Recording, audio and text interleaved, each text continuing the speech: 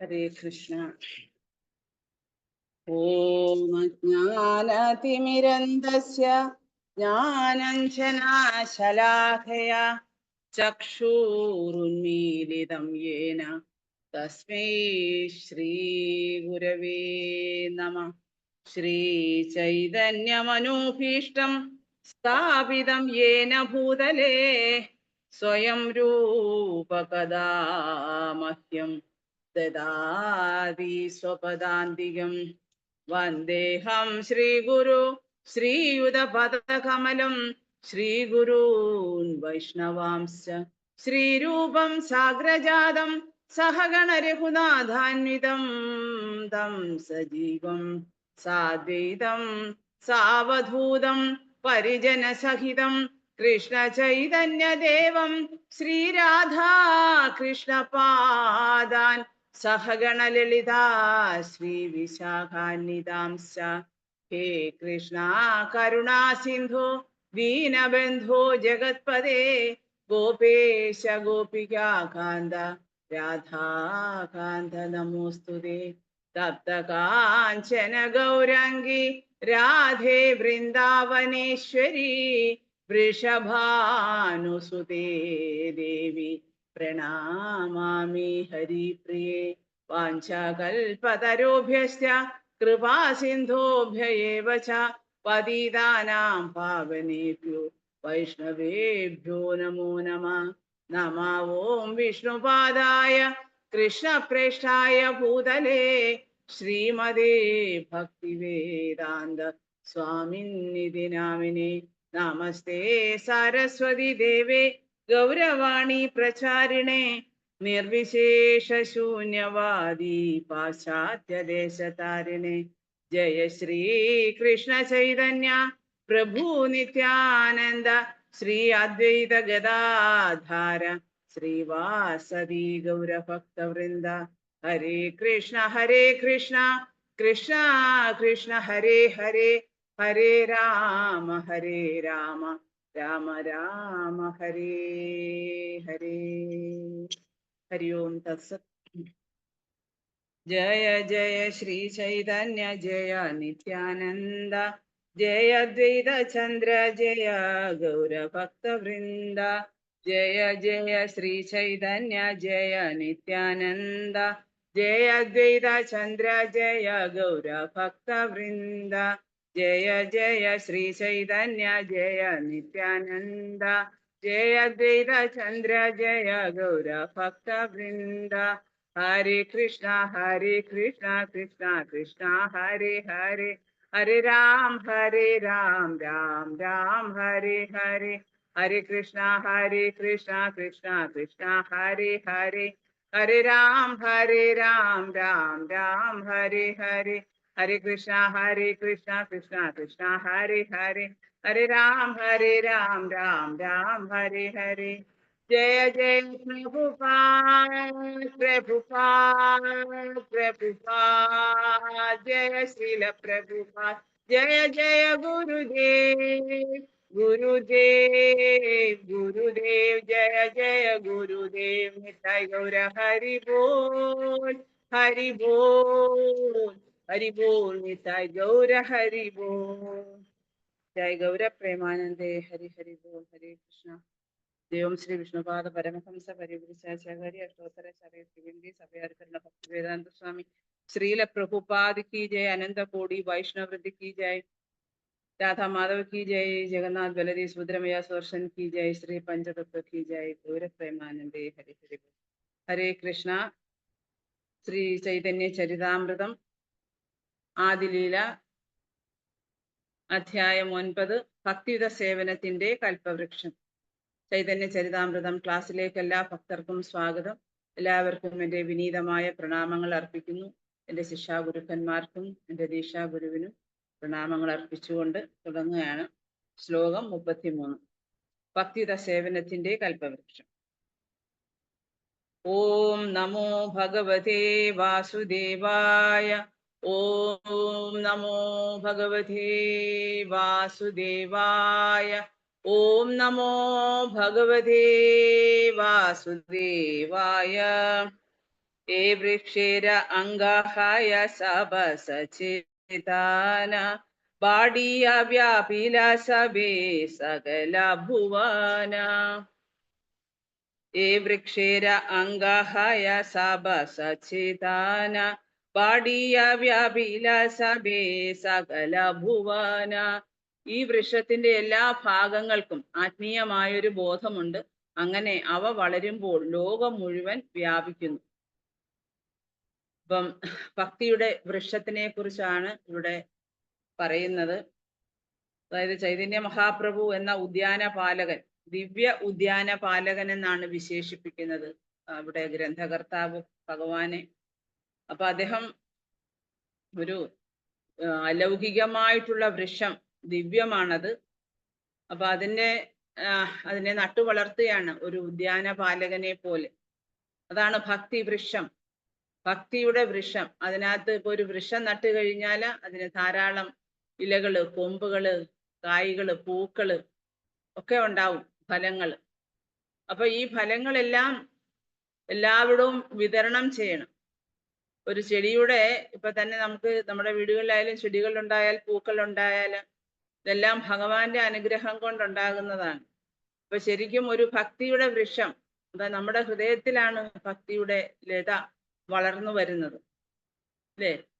അതാണ് ചൈതന്യ മഹാപ്രഭു പറയുന്നത്, ബ്രഹ്മാണ്ഡ പ്രമിതേ ഭാഗ്യവാൻ ജീവ ഗുരു കൃഷ്ണ പ്രസാദേ പായ ഭക്തിലത ബീജ. ഭക്തിലതത്തിന്റെ ബീജം നമ്മുടെ ഹൃദയത്തിൽ ഗുരു നിക്ഷേപിക്കും. അത് വളർന്ന് പന്തലിച്ച് വലുതായി ഈ പരവ്യോമം കടന്ന് ഭൗതിക വ്യോമം കടന്ന് പരമവ്യോമത്തിൽ എത്തുന്നു, ഭഗവാന്റെ സന്നിധാനത്തിൽ. അപ്പം ഈ ഭക്തി വൃക്ഷം എന്ന് പറയുന്നത്, നമ്മളിപ്പോ ഇവിടെ സാധാരണ നമ്മൾ ഭക്തി വൃക്ഷ എന്ന് പറഞ്ഞൊരു പ്രോഗ്രാം ഉണ്ട്. നമ്മൾ ഗൾഫ് രാജ്യങ്ങളിലൊക്കെ നമ്മൾ നടത്തിയതാണ് ഈ ഭക്തി വൃക്ഷം. അപ്പൊ അതിന്റെ ഒരു പ്രത്യേകത എന്ന് പറഞ്ഞു കഴിഞ്ഞാൽ, ഒരാളിരുന്ന ഫോർമൽ ക്ലാസ് എടുക്കുകയല്ല. അപ്പൊ അതിനകത്ത് അതൊരു മൊഡ്യൂളാണ്. ആദ്യം നമ്മൾ കീർത്തനം ചെയ്യുക, പിന്നെ അത് കഴിഞ്ഞ് നാമാമൃത വായിക്കുക, പിന്നെ ഒരു റൗണ്ട് നാമം ജപിക്കുക, പിന്നീട് ഒരു ഐസ് ബ്രേക്കിംഗ് സെഷൻ. അതെന്ന് വെച്ച് കഴിഞ്ഞാൽ നമ്മുടെ മനസ്സിൽ എന്തെങ്കിലുമൊക്കെ ആൾക്കാർ വന്നിരിക്കുന്ന സമയത്ത് ഒരുപാട് എന്തെങ്കിലുമൊക്കെ പ്രശ്നങ്ങളും വിഷമങ്ങളും എല്ലാമായിട്ടായിരിക്കും വന്നിരിക്കുന്നത്. അപ്പൊ അതൊരു ഐസ് ബ്രേക്ക് ചെയ്യുന്ന പോലെ ആ മനസ്സിന്റെ ആ കട്ട പിടിച്ചിരിക്കുന്ന ആ വിഷമങ്ങളൊക്കെ ഒന്ന് മാറാൻ വേണ്ടി എന്തെങ്കിലുമൊക്കെ ഒരു ചെറിയ ചെറിയ ഒരു ഗെയിം പോലെ എന്തെങ്കിലും. പിന്നെ അത് കഴിഞ്ഞിട്ട് എഡിഫിക്കേഷൻ വായിക്കും. അതിനകത്ത് ക്വസ്റ്റ്യൻ ആൻസർ 3 സെക്ഷൻ ഉണ്ട്. അപ്പൊ അങ്ങനെ അത് ആക്ച്വലി അതും ഒരു വൃക്ഷം പോലെ ഇങ്ങനെ പടർന്ന് പന്തലിച്ച്. അപ്പൊ അത് എങ്ങനെയാണ് പന്തലിക്കുന്നതെന്ന് പറഞ്ഞു കഴിഞ്ഞാൽ, ഒരു ഭക്തിവൃക്ഷം നമ്മൾ തുടങ്ങിക്കഴിഞ്ഞാൽ അതിനകത്ത് 10-15 പേര് വരും. അപ്പൊ 15 പേര് കൂടി കഴിഞ്ഞാൽ പിന്നെ നമ്മളത് മൾട്ടിപ്ലൈ ചെയ്യണം, രണ്ടാക്കി അതിനകത്തുനിന്ന് ഈ 15 പേരിൽ വളരെ പൊട്ടൻഷ്യൽ ആയിട്ടുള്ള ഒരാളിനെ നമ്മൾ തിരഞ്ഞെടുത്ത് അവർക്ക് ഭക്തിവൃക്ഷയുടെ ട്രെയിനിങ് കൊടുത്ത് അവരെ ഒരു ലീഡറാക്കുന്നു. അപ്പൊ അതിന് കഴിഞ്ഞ് അവിടെ വരും 10-15 പേര്. പിന്നെ അത് മൾട്ടിപ്ലൈ ചെയ്യണം. അപ്പൊ അങ്ങനെ മൾട്ടിപ്ലൈ ചെയ്ത് അതാണ് ആ വൃക്ഷത്തിന്റെ ശാഖകളും കൊമ്പുകളും. അതല്ല, നമ്മളെല്ലാം ഓരോന്നും ആ വൃക്ഷത്തിന്റെ ഭാഗങ്ങളാണ്. അതുപോലെ ശ്രീ ചൈതന്യ മഹാപ്രഭു ഭക്തിയുടെ വൃക്ഷം, ദിവ്യവൃക്ഷം അദ്ദേഹം നട്ടുവളർത്തി ഉദ്യാനപാലകനെ പോലെ അദ്ദേഹം കൊണ്ടുവരികയാണ്. അപ്പം അദ്ദേഹം പറയുന്നത് ഈ സകല ഭുവനത്തിലും, അതായത് ഈ വൃക്ഷത്തിന്റെ എല്ലാ ഭാഗങ്ങൾക്കും ആത്മീയമായ ബോധമുണ്ടെന്ന്. ഈ ആത്മീയ ബോധത്തോടുകൂടി ഇത് ലോകം മുഴുവൻ വ്യാപിക്കുന്നു. നമ്മുടെ ഭക്തി അങ്ങനെ തന്നെയാണ്, അല്ലേ? നമ്മുടെ ഹൃദയത്തിലെ ഭക്തി വളർന്ന് പന്തലിക്കുന്ന എങ്ങനെയാണ്? നമ്മൾ ആദ്യം നമ്മുടെ മനസ്സിൽ നമ്മൾ നാവ് കൊണ്ട് നാമം ജപിക്കും, അല്ലേ? നാമം ജപിക്കും. പിന്നെ നമ്മൾ കാതുകൾ കൊണ്ട് കേൾക്കും. അപ്പൊ എല്ലാ ഇന്ദ്രിയങ്ങളും പ്ലസ് നമ്മുടെ അവബോധവും അതിൽ സന്നിഹിതരായിരിക്കണം.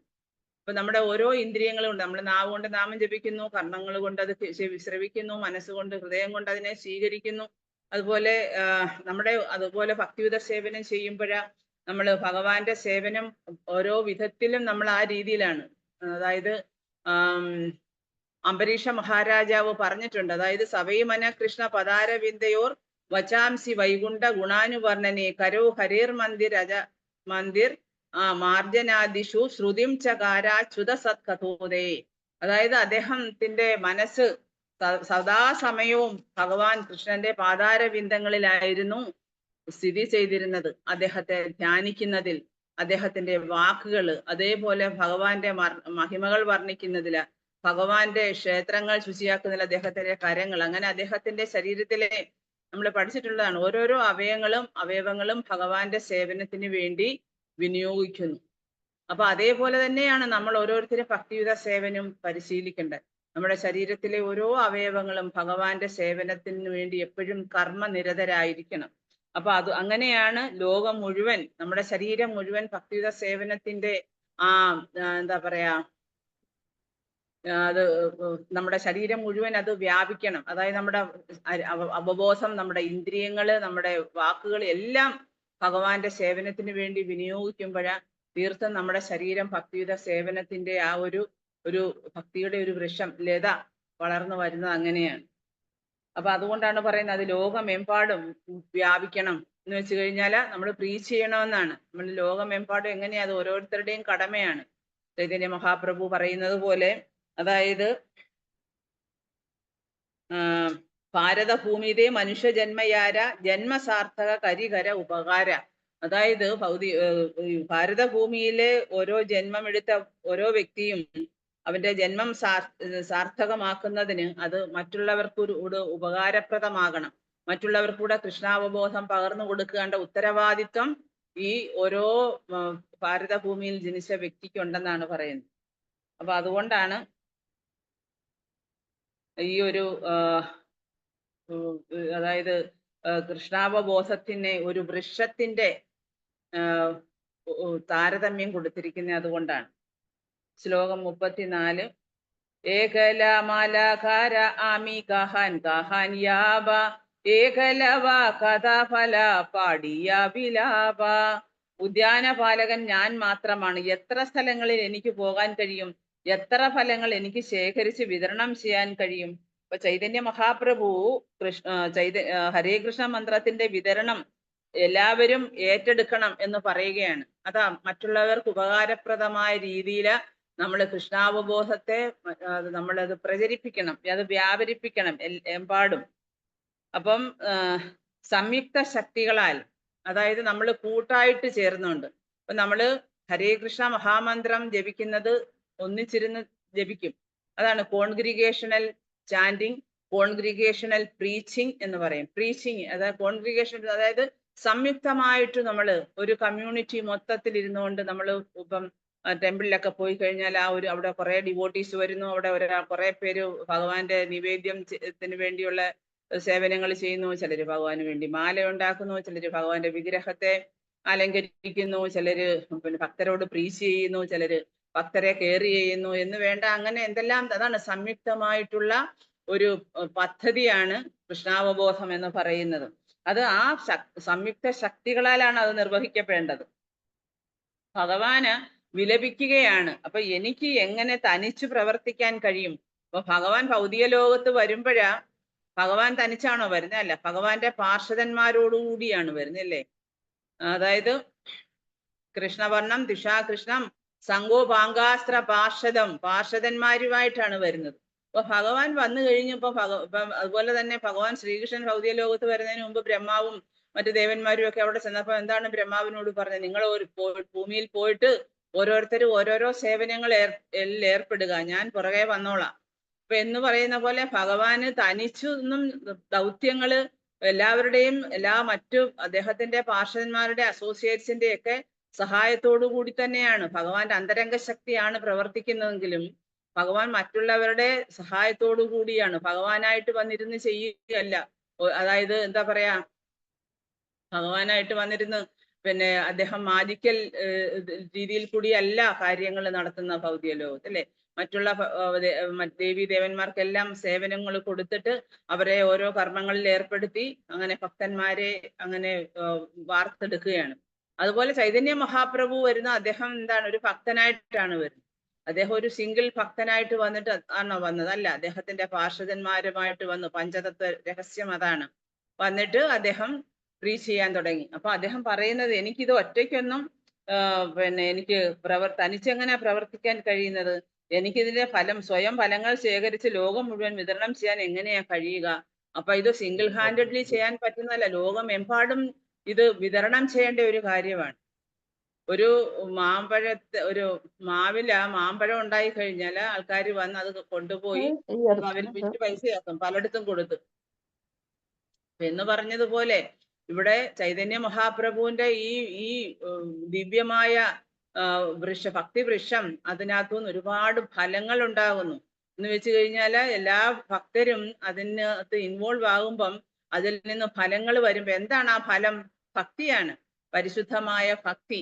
ആ പരിശുദ്ധമായ ഭക്തി ഇപ്പൊ ഭഗവാൻ നടന്ന് എത്ര പേർക്ക് കൊടുക്കാം? ഭഗവാനും പോകുന്നത്, ഭഗവാൻ എന്ന് വിചാരിച്ച് ഇവിടെ ഉള്ള സമയത്ത് ഭഗവാൻ ദക്ഷിണേന്ത്യൻ സന്ദർശിച്ചു, വാരണാസി സന്ദർശിച്ചു, വൃന്ദാവനം, അതുപോലെ ജഗന്നാഥപുരി, ഇവിടെ എല്ലാം പോയി. അദ്ദേഹം ആരെയൊക്കെ കണ്ടോ അവർക്കെല്ലാം ഭഗവത് ഭക്തി പകർന്നു കൊടുത്തു. അദ്ദേഹം ആരെയൊക്കെ കണ്ടുമുട്ടിട്ടുണ്ടോ അവരെ കൊണ്ടെല്ലാം കൃഷ്ണനാമം ജപിപ്പിച്ചു.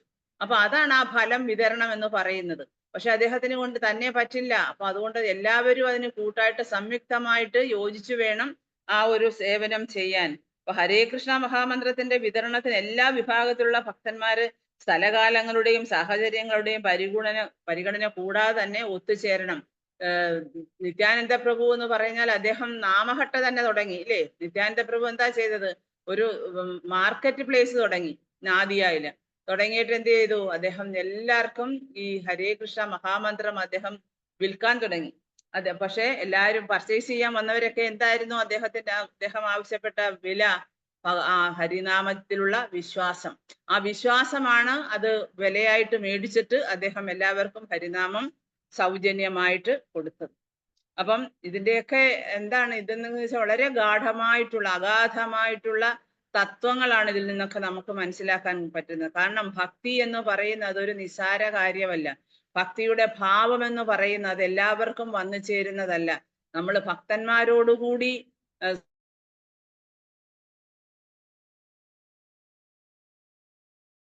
അദ്ദേഹത്തിന്റെ ആ ഭക്തിയുടെ ഭാവം എന്ന് പറഞ്ഞ ഏറ്റവും അത്യുന്നത നിലയിലുള്ളതാണ്. അത് ആർക്കും അനുകരിക്കാൻ പറ്റുന്നതല്ല.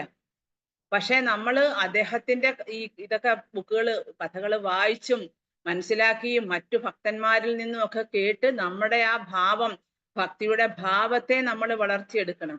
എന്നാലേ ചൈതന്യ മഹാപ്രഭുവിന്റെ ആ ഭാവം നമുക്ക് മനസ്സിലാക്കാൻ പറ്റും. നമ്മൾ സ്വയം വളർത്തിയെടുക്കാൻ ശ്രമിക്കണം. നമ്മുടെ ഹൃദയം പരിശുദ്ധമാകണം. ഹരിനാമം ജപിച്ച്, ശുദ്ധമായ ഹരിനാമം ജപിച്ചാണ് നമുക്കെല്ലാം പരിശുദ്ധി ഉണ്ടാകേണ്ടത്. നമ്മളൊക്കെ തുടക്കക്കാരാണ്. നമ്മൾ തുടക്കക്കാരാണ്. കൃഷ്ണാവബോധത്തെ നമ്മൾ സ്വീകരിച്ച് അതിനെ 100% സ്വീകരിച്ചെന്ന് പറയാൻ പറ്റുമോ? നമുക്ക് ഒരുപാട് ഭൗതികമായിട്ടുള്ള അഭിലാഷങ്ങളെ ഒക്കെ കൊണ്ട് അതിൻ്റെ കൂടെ ചേർത്തിട്ടാണ് ഭക്തി മാർഗവും നമ്മൾ പിന്തുടരുന്നത് ആൾക്കാർ. അപ്പൊ അതിൽ നിന്നൊക്കെ നമുക്ക് ആ പരിപൂർണമായ ഭക്തിയുടെ ആ മാധുര്യം നമുക്ക് നുകരാൻ പറ്റില്ല.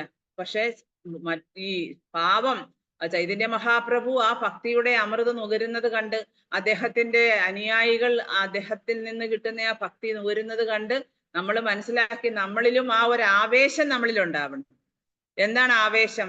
എനിക്കും ഭക്തി ഉണ്ടാകണം. നോക്ക് എത്ര മാത്രം ആ മാധുര്യം, ആ രസമാണ് അവർ അനുഭവിക്കുന്നത്. നിഗമകൽപ്പതരോർ ഗളിതം അല്ലേ? അതായത് രസമാലയമാണ് ഭക്തി എന്ന് പറയുന്ന ഭക്തി രസം. ഒരു ആലയമാണ്, ഭക്തി രസത്തിന്റെ ആലയമാണ് ശ്രീമദ് ഭാഗവതം. ചൈതന്യ മഹാപ്രഭു പറയുന്നുണ്ട്, ഭാഗവതം എന്ന് പറയുന്ന പ്രമാണമമലം, ശ്രീമദ് ഭാഗവതം പ്രമാണമമലം. ശ്രീമദ് ഭാഗവതമാണ് എല്ലാ ആധികാരിക ഗ്രന്ഥങ്ങളിലും വെച്ച് ആധികാരികത ഉള്ളത്. നമ്മൾ വായിക്കേണ്ട, മനസ്സിലാക്കേണ്ട, ഫോളോ ചെയ്യേണ്ട കാര്യങ്ങളാണ് ശ്രീമദ് ഭാഗവതത്തിലൂടെ നമുക്ക് കിട്ടുന്നത്. അപ്പൊ അതുകൊണ്ട് എല്ലാവരും ഒരു മറ്റുള്ള സാഹചര്യത്തിന്റെ അല്ലെങ്കിൽ സ്ഥലകാലങ്ങളുടെയൊക്കെ പരിഗണന, ഞാന് കേരളത്തിലാണ്, അല്ലെങ്കിൽ എനിക്ക് സാഹചര്യം ഇല്ല പ്രീച്ച് ചെയ്യാൻ, എനിക്ക് അതിനുള്ള സാഹചര്യം, അങ്ങനെയൊന്നും ഒരിക്കലും നമ്മൾ പറയരുത്. സാഹചര്യങ്ങളൊക്കെ നമ്മൾ തന്നെയാണ് ഉണ്ടാക്കി വെക്കുന്നത്. അപ്പൊ നമുക്ക് ആക്ച്വലി പറയുകയാണെങ്കിൽ നമ്മള് ഒരു സത്സംഗത്തിൽ ഇരുന്നു കൊണ്ട്, ഒരു വലിയ ഒരു കമ്മ്യൂണിറ്റിയിൽ ഇരുന്നു കൊണ്ട് നമ്മൾ ഹരേ കൃഷ്ണ മഹാമന്ത്രം ജപിക്കുകയും നമ്മൾ പ്രീച്ചിങ് ആക്ടിവിറ്റീസ് കൂടുതൽ വിപുലീകരിക്കുകയൊക്കെ ചെയ്യുമ്പോൾ നമുക്ക് ഒരുപാട് കാര്യങ്ങൾ നമ്മുടെ ആ സമൂഹത്തിന് വേണ്ടി ചെയ്യാൻ പറ്റും. ഒരുപാട് ആൾക്കാരെ, കാരണം എന്ന് വെച്ചാൽ ഒരു ടീം വർക്കാണ്. കൃഷ്ണ കോൺഷ്യസ്നെസ് എന്ന് പറയുന്നത് സിംഗിൾ ഹാൻഡഡ്ലി ചെയ്യുന്നതല്ല, അതൊരു ടീം വർക്കാണ്. ഇപ്പൊ അവിടെ ഭഗവാനുണ്ട്, അവിടെ രാധാറാണിയുണ്ട്, പിന്നെ അതുപോലെ തന്നെ പഞ്ചതത്വം ഉണ്ട്. പിന്നെ അതുപോലെ പഞ്ചതത്വത്തിലെ ഒരുപാട് ഇപ്പൊ വൃക്ഷത്തിന്റെ ശാഖകളുടെ കാര്യമൊക്കെ ഇനി അടുത്ത ഓരോരോ ചാപ്റ്ററിലൂടെ പറയും. അപ്പൊ അതെല്ലാം ഉണ്ട്. പിന്നെ നമ്മുടെ പരമ്പരയിൽപ്പെട്ട ആചാര്യന്മാരുണ്ട്, ഗോസ്വാമിമാരുണ്ട്. അതേപോലെ ഇപ്പോഴത്തെ നമ്മുടെ പ്രസന്റ് ഗുരു ഉണ്ട്. അതേപോലെ അദ്ദേഹത്തിന്റെ അനുയായികളുണ്ട്. അപ്പൊ നമുക്കെല്ലാം എല്ലാവിധ സപ്പോർട്ടുകളും, നമുക്ക് എല്ലാ പിന്തുണകളും നമുക്ക് അവരിൽ നിന്ന് കിട്ടും. പക്ഷെ നമ്മൾ എപ്പോഴും അതിനുവേണ്ടി അവരുടെ ആ സഹായം കിട്ടാൻ, ഏറ്റുവാങ്ങാൻ, അത് സ്വീകരിക്കാൻ അത് നമ്മൾ തയ്യാറാകണം. അത് മാത്രമാണ് വേണ്ടത്. നമുക്ക് ആ ഒരു ഭാവം വേണം. എപ്പോഴും എനിക്ക് ഭക്തി, എൻ്റെ ഹൃദയത്തിലെ ഭക്തി വളർത്തിയെടുക്കണം. നമ്മുടെ ഹൃദയത്തിൽ ഭക്തി ഉണ്ടായാൽ തന്നെ അതിനെ എപ്പോഴും നമ്മൾ സംരക്ഷിക്കണം. എങ്ങനെ സംരക്ഷിക്കുന്നത്? അതിനുള്ള ഏറ്റവും ബെസ്റ്റ് ഉദാഹരണം നമ്മള് ബെസ്റ്റ് ആയിട്ടുള്ള ഒരു ഇതെന്ന് പറയുന്നത് നമ്മൾ എപ്പോഴും ഭക്ത സംഘത്തിൽ ഇരിക്കുക എന്നുള്ളതാണ്. അപ്പൊ അതുകൊണ്ടാണ് പറയുന്നത്, ഒരിക്കലും നമ്മൾ ഒത്തുചേരണം. അതായത് മറ്റു പരിഗണനകളൊന്നും നോക്കാതെ, സാഹചര്യമോ അല്ലെങ്കിൽ എന്താ പറയാ സ്ഥലകാലങ്ങളുടെ ഒന്നും പരിഗണന കൂടാതെ എല്ലാവരോടും ഒത്തുചേർന്ന് കൂട്ടായിട്ട് ടീമായിട്ട് നമ്മൾ ഭക്തിയുത സേവനം പിന്നെ നമ്മൾ പരിശീലിക്കുകയും ഒപ്പം നമ്മളത് പ്രചരിപ്പിക്കുകയും വേണം. ശ്ലോകം 35. ഏകല ഉദ്ധാനാദി ദേഹായ പരിശ്രമ കേഹപായ കേഹനാപായ ദേഹേ മനി ഭ്രമ. ഫലങ്ങൾ തനിയെ ശേഖരിച്ച് വിതരണം ചെയ്യുക എന്ന് നിശ്ചയമായും ക്ലേശകരമാണ്. ചിലർക്ക് അത് കിട്ടുകയും ചിലർക്ക് കിട്ടാതിരിക്കുകയും ചെയ്യുമോ എന്നും ഞാൻ സംശയിക്കുന്നുണ്ട്. അപ്പൊ ചൈതന്യ മഹാപ്രഭുവിന്, അതായത് സമൂഹം സർവഭൂതേഷു, അദ്ദേഹത്തിന് യാതൊരു മറ്റു പരിഗണനകൾ ആർക്കും അതായത് എന്താ പറയാ, ചിലർക്ക് ഇവർക്ക് മാത്രമേ ഉള്ളൂ ഇതിന് കിട്ടാനുള്ള അവകാശം, അല്ലെങ്കിൽ ഇത്തരത്തിലുള്ള ആൾക്കാർക്ക് കൊടുക്കണ്ട, അല്ലെങ്കിൽ ശൂദ്രർക്ക് കൊടുക്കണ്ട, ബ്രാഹ്മണർക്ക് മാത്രം കൊടുത്താൽ മതി എന്നൊരിക്കലും അല്ല ചൈതന്യ മഹാപ്രഭു ചിന്തിച്ചിട്ടില്ല. അദ്ദേഹം എന്താ പറയുന്നത്? എല്ലാവർക്കും അത് കിട്ടണം, ചിലർക്ക് കിട്ടാതിരിക്കരുത്. അങ്ങനെ എനിക്ക് അങ്ങനെ സംശയം ഉണ്ടാകുന്നു, ചിലർക്ക് ചിലർക്ക് മാത്രമേ ഇത് കിട്ടത്തുള്ളൂ, ചിലർക്ക് കിട്ടത്തില്ലയോ? കാരണം എന്ന് വെച്ചാൽ ഭഗവാൻ ആരോടും പാർഷ്യാലിറ്റി ഇല്ല, അല്ലേ? ആരോടും ഭഗവാന് പാർഷ്യാലിറ്റി, സമം സർവേഷു ഭൂതേഷു, അതാണ്. അപ്പം ഫലങ്ങൾ തനിയെ ശേഖരിച്ച് വിതരണം ചെയ്യുക എന്നത് വളരെ ക്ലേശകരമുള്ള കാര്യമാണ്. അപ്പൊ എനിക്ക് എപ്പോഴും സപ്പോർട്ട് വേണം. അതുകൊണ്ടാണ് നമ്മുടെ ദീക്ഷ എടുക്കുന്ന സമയത്ത് നമ്മുടെ ആചാര്യൻ നമ്മളോട് ചോദിക്കും, നിനക്ക് യജ്ഞത്തിന്റെ മുന്നിൽ വെച്ച് ഒരു ചോദ്യമാണ്, നിനക്ക് ശ്രീല പ്രഭുപാദിന്റെ ഈ സംഘടനയിൽ, അതായത് ഈ ദൗത്യത്തിൽ, മിഷനിൽ അദ്ദേഹത്തെ സഹായിക്കാൻ നീ തയ്യാറാണോ? അതെന്ന് വെച്ച് കഴിഞ്ഞാൽ ശ്രീല പ്രഭുപാദിനും നമ്മുടെ ഗുരുക്കന്മാരായിട്ടുള്ളവർക്കായാലും അവർക്ക് സഹായം ആവശ്യമാണ്. അവർക്ക് എല്ലായിടവും കൂടെ ഓടി നടന്ന് പ്രീച്ച് ചെയ്യാൻ പറ്റുമോ? അതുകൊണ്ടാണ് ശ്രീല പ്രഭുപാദ് എത്ര ആൾക്കാരെ പ്രീച്ച് ചെയ്ത്, അദ്ദേഹത്തിനെ കൊണ്ടുവെക്കുന്ന അത്രയും പ്രചാരണം അദ്ദേഹം നടത്തി. എന്നിട്ട് അദ്ദേഹം ട്രെയിനിങ് കൊടുത്തു, പരിശീലനം കൊടുത്തു. അദ്ദേഹം ഒരുപാട് ആൾക്കാരെ ഉന്നതമായ സന്യാസ ലെവലിലേക്ക് അദ്ദേഹം കൊണ്ടുവന്നു, പരിശുദ്ധരായിട്ടുള്ള ഭക്തരാക്കി എടുത്തു. അദ്ദേഹത്തിന്റെ ആ കാരുണ്യം കൊടുത്താണ്. എല്ലാവർക്കും യോഗ്യത ഉണ്ടാവണമെന്നില്ല, പക്ഷെ ഒരു ഗുരുവിന്റെ കാരുണ്യം, അല്ലെങ്കിൽ ശ്രീ ചൈതന്യ മഹാപ്രഭുവിന്റെ കാരുണ്യം ഉണ്ടെങ്കിൽ തീർച്ചയായിട്ടും അപ്പൊ ആ കാരുണ്യത്തിന് വേണ്ടി നമ്മൾ യാചിക്കണം. നമ്മൾ പ്രേമഭിക്ഷുക്കൾ എന്നാണ് പറയുന്നത്. പ്രേമഭിക്ഷു എന്ന് വെച്ചാൽ എന്താണ്? നമ്മൾ ആ പ്രേമത്തിന് വേണ്ടി ആഗ്രഹിക്കുന്നവരായിരിക്കണം, യാചിക്കുന്നവരായിരിക്കണം. അത് പ്രാർത്ഥന എന്ന് പറയുന്നത് തന്നെ അതാണ്, യാചനയാണ് പ്രാർത്ഥന. അപ്പൊ അങ്ങനെ വേണം നമ്മൾ എപ്പോഴും ഭക്തിയുത സേവനത്തിന്റെ പാതയിലൂടെ സഞ്ചരിക്കാൻ. നമുക്ക് ഒറ്റയ്ക്ക് ഒരിക്കലും ഭക്തിയുത സേവനത്തിന്റെ പാതയിലൂടെ സഞ്ചരിച്ച് ഭഗവാനിലെത്താൻ പറ്റില്ല. അപ്പൊ നമുക്ക് ഗുരുക്കന്മാര് വേണം, അതോടൊപ്പം നമുക്ക് ആചാര്യന്മാര്, അതുപോലെ അവരുടെ അനുഗ്രഹം, പിന്നെ അതുപോലെ നമ്മുടെ സഹപ്രവർത്തകരായിട്ടുള്ള ഭക്തന്മാര്, പിന്നെ നമുക്കിപ്പം എല്ലാ തരത്തിലുമുള്ള ഭക്തന്മാരുടെ സഹായ സഹകരണത്തോടു കൂടി മാത്രമേ നമ്മുടെ ഭക്തിയുത സേവനം മുന്നോട്ട് കൊണ്ടുപോകാൻ ഒക്കത്തുള്ളൂ. ഒരു വൃക്ഷത്തെ അപ്പൊ അതാണ് ചൈതന്യ മഹാപ്രഭു പറയുന്നത്, ആ വൃക്ഷത്തിൽ നിന്നും കിട്ടുന്ന ഫലങ്ങളെ ഇത് എനിക്ക് തന്നെ എങ്ങനെ ഇത് വിതരണം ചെയ്യാൻ പറ്റുമെന്നാണ്. എല്ലാവരും സഹകരിക്കണം, അതാണ് പറയുന്നത്. ആതയേവ ആമി ആജ്ഞാദീലുൻ സഭാകാരെ യാഹാൻ താഹാൻ പ്രേമഫല ദേഹയാരെ താരെ. അതുകൊണ്ട് ഈ ലോകത്തിലുള്ള ഓരോ മനുഷ്യരോടും ഈ പ്രേമഫലം സ്വീകരിക്കാനും അതെല്ലായിടത്തും വിതരണം ചെയ്യാനും ഞാൻ ആജ്ഞാപിക്കുകയാണ്. അപ്പൊ ചൈതന്യ മഹാപ്രഭുവിന്റെ ഒരു അനുഗ്രഹം തന്നെയാണ് ആ ഒരു ആജ്ഞ എന്ന് പറയുന്നത്. അദ്ദേഹം ഭഗവാൻ തന്നെയാണ്. ഭഗവാൻ തന്നെ വന്നിട്ട്, സ്വയം ഭഗവാൻ വന്നിട്ട് ഒരു ഭക്തനെ പോലെ വന്നിട്ട് അദ്ദേഹം ഒരു സന്യാസവും സ്വീകരിച്ചിട്ട് അദ്ദേഹം എല്ലാവരെയും ആഹ്വാനം ചെയ്യുകയാണ്, ഭക്തിമാർഗത്തിലേക്ക് വരൂ, ഭക്തിമാർഗത്തിലേക്ക് വരൂ, ഇതാ നിങ്ങൾക്ക് വേണ്ടി ഞാൻ ഒരുക്കിയിരിക്കുന്ന ഈ ഫലത്തെ സ്വീകരിക്കൂ. ഞാൻ ഇത് ഇത്രയും കഷ്ടപ്പെട്ട ഒരു വൃക്ഷം ഞാൻ വളർത്തിയെടുത്ത് അതിൽ നിന്ന് കിട്ടുന്ന ഫലങ്ങളാണ്, അത് സ്വീകരിക്കാൻ ഓരോരുത്തരും വന്ന് തയ്യാറാകണം. അപ്പൊ അതുകൊണ്ട് എല്ലാ മനുഷ്യരോടും പ്രേമഫലം സ്വീകരിക്കാൻ അദ്ദേഹം ആഹ്വാനം ചെയ്യുകയാണ്.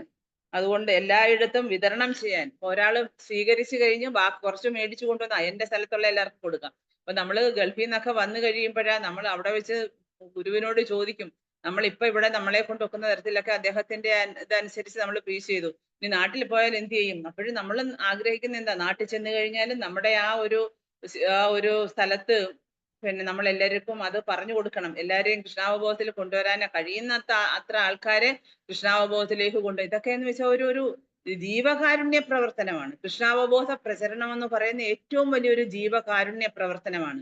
ഒരാള് ഒരു കടലിൽ മുങ്ങിപ്പോകാൻ പോകുന്ന ഒരാളിനെ നമ്മൾ എങ്ങനെ രക്ഷപ്പെടുത്തി കൊണ്ടുവരും? അതേപോലെ ഭൗതിക ലോകത്തിന്റെ ഭൗതിക ജീവിതത്തിന്റെ ആ ചുഴിയിലേക്ക് താഴ്ന്നു പോകുന്ന ഒരു ജീവാത്മാവിനെ കൈ പിടിച്ചുയർത്തി, പക്ഷെ ഇവിടൊക്കെ ആൾക്കാർക്ക് അതൊന്നും മനസ്സിലാകത്തില്ല. കൈ പിടിച്ചുയർത്തി നമ്മൾ എവിടോട്ട് കൊണ്ടുപോവാ? ഭഗവാന്റെ പാദങ്ങളിൽ എത്തിക്കാനാണ് ശ്രമിക്കുന്നത്. ആ ഭഗവത് പാതാര ബിന്ദങ്ങളിൽ എത്തിക്കാൻ ശ്രമിക്കുമ്പോൾ അവർക്ക് എന്താ വേണ്ട? അവർക്ക് ഇതൊന്നും വേണ്ട. അവരിങ്ങനെ പിടച്ച് നമ്മളിൽ നിന്ന് തെന്നി മാറി പോവാണ്. കാരണം എന്താ? കലിയുഗത്തിന്റെ പ്രഭാവം. മായാലോകത്ത് ജീവിക്കുമ്പം അതിനകത്ത് കിട്ടുന്ന ചെറിയ ചെറിയ സുഖങ്ങളെ അവര് ഏറ്റവും വലിയ സുഖമായിട്ട് കരുതുന്നത് കൊണ്ടാണ്. അപ്പൊ അതുകൊണ്ടാണ് ഭക്തിവിനോദ ഠാക്കൂർ പറയുന്ന ഗാനം, അതായത് അതുകൊണ്ട് ചൈതന്യ മഹാപ്രഭു അത്രയും അതാണ്, അദ്ദേഹം ഔദാര്യ വിഗ്രഹമാണ്. എല്ലാവരോടും അദ്ദേഹത്തിന് ഭയങ്കര കാരുണ്യമാണ്. നമോ മഹാവദന്യായ കൃഷ്ണ പ്രേമ പ്രദായതേ കൃഷ്ണായ കൃഷ്ണ ചൈതന്യ നാമിനി ഗൗരത്തിസേ നമ. അതാണ്, അദ്ദേഹം ഏറ്റവും ഔദാര്യശീലനാണ്, എല്ലാവരോടും അനുകമ്പയുള്ളയാളാണ്. അപ്പൊ അദ്ദേഹത്തിന്റെ കാരുണ്യം ഉണ്ടെങ്കിൽ നമുക്കും പ്രീച്ച് ചെയ്യാനും നമുക്കും നാമം ജപിക്കാനും അതുപോലെ നമുക്ക് ഭക്തിയുത സേവനത്തിന്റെ ഈ ചൈതന്യ മഹാപ്രഭു വിതരണം ചെയ്യുന്ന ഈ ഫലത്തെ മറ്റുള്ളവരിലേക്ക് നമുക്കത് വിതരണം ചെയ്യാനും സാധ്യമാകത്തുള്ളൂ. എന്ന് വെച്ച് കഴിഞ്ഞാൽ പ്രീച്ചിങ് വളരെ എഫക്റ്റീവായിട്ട് ചെയ്യണമെന്നുണ്ടെങ്കിൽ തീർച്ചയായിട്ടും ചൈതന്യ മഹാപ്രഭുവിന്റെയും പഞ്ചതത്വത്തിന്റെയും നമ്മുടെ ആചാര്യന്മാരുടെയൊക്കെ അനുഗ്രഹം ഉണ്ടാകണം. അപ്പൊ അതുകൊണ്ട് ഭക്തിവിനോദ ഠാക്കൂർ ആലപിച്ച ഒരു ഗാനമുണ്ട്, നമ്മൾ കേട്ടിട്ടുണ്ട്. അതായത് ജീവ് ജാഗോ ഗൗരചന്ദ്ര പോലെ, അല്ലെ? അതായത്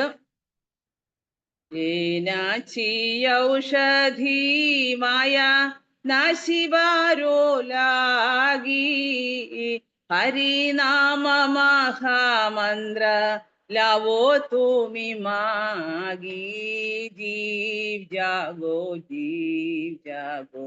गौरचंद्र बोले पकदी विनोद प्रभु चरणे पड़िया से हरि नामा मंत्र ലൈല മഗിയ. അതായത് മായയാകുന്ന അജ്ഞാനത്തെ നശിപ്പിക്കാനുള്ള ഔഷധം ഞാൻ കൊണ്ടുവന്നിട്ടുണ്ട്. അതാണ് ഏനാച്ചി ഔഷധി മായ നാശിബാരലാഗി. അതാണ് മായയാകുന്ന അജ്ഞാനത്തെ നശിപ്പിക്കാനുള്ള ഏറ്റവും ഫലപ്രദമായ ഔഷധം. അത് ഞാൻ എവിടുന്നാ കൊണ്ടുവന്നിട്ടുള്ളത്? ആത്മീയ ലോകത്തുനിന്ന് ഞാൻ കൊണ്ടുവന്നിട്ടുണ്ട്. അപ്പൊ അതാണ് ഈ ഹരിനാമ മന്ത്രം എന്ന് പറയുന്നത്. അത് ദയവ് ചെയ്ത് സ്വീകരിക്കുക.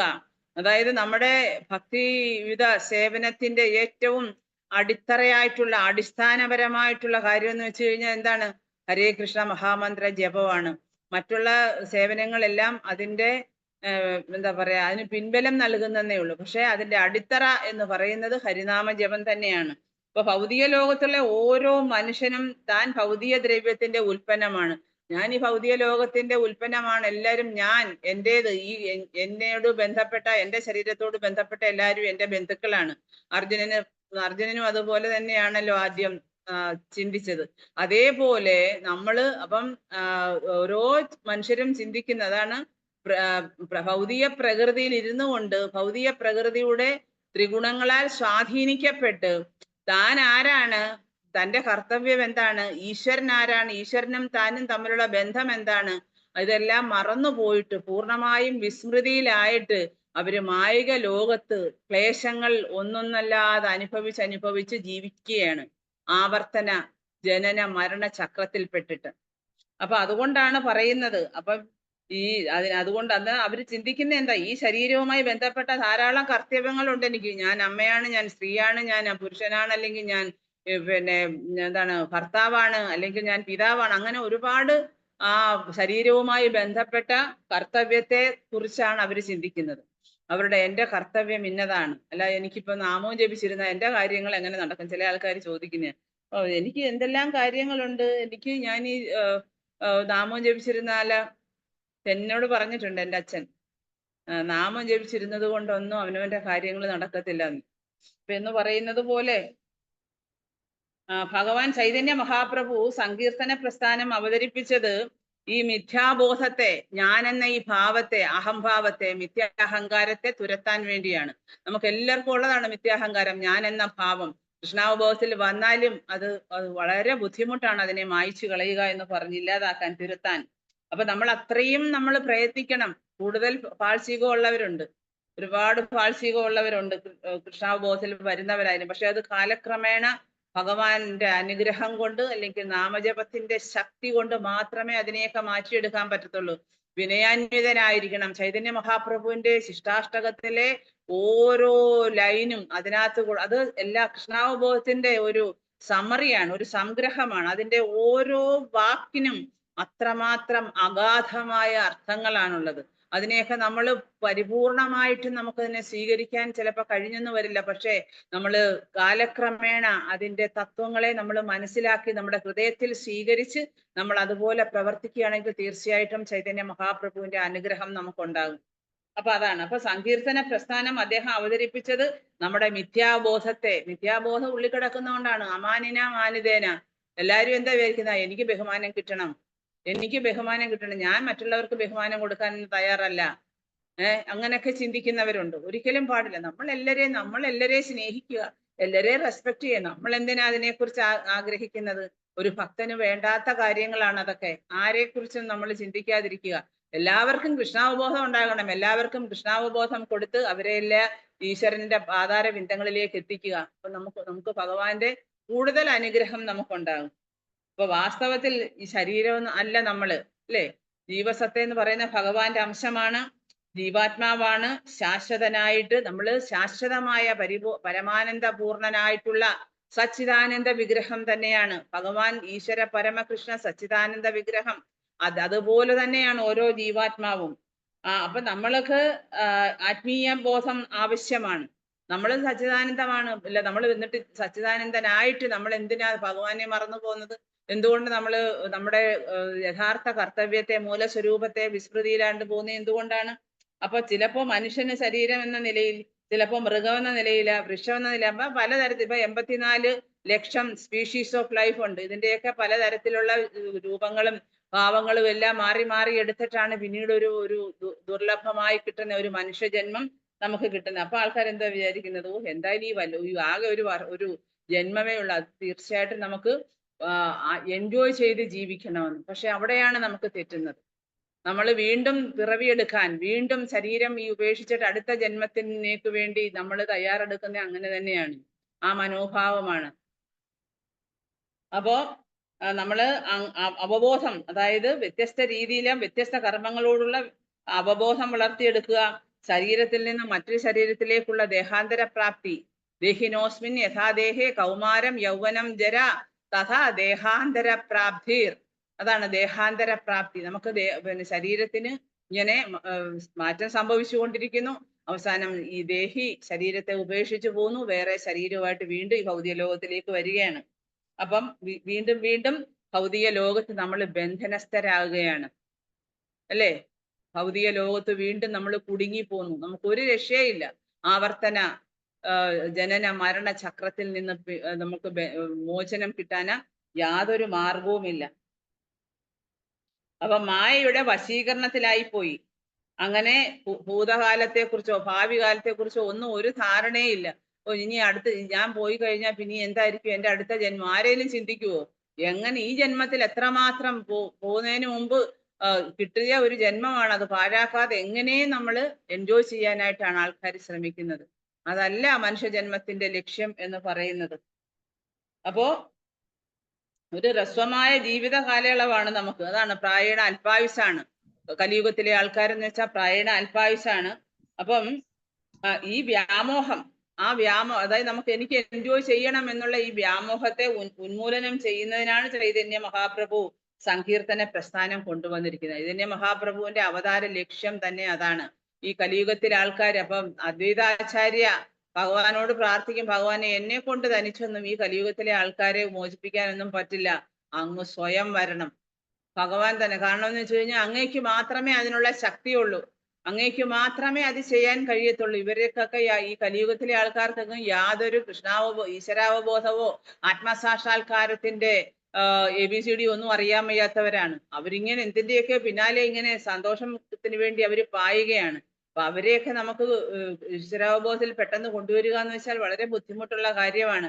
അപ്പൊ നമ്മൾ പ്രീച്ച് ചെയ്ത് ആരെയെങ്കിലും ഒക്കെ കൊണ്ടുവരുന്നെങ്കിൽ അത് എന്തുകൊണ്ടാണ്? ചൈതന്യ മഹാപ്രഭുവിന്റെ അനുഗ്രഹം കൊണ്ടാണ്.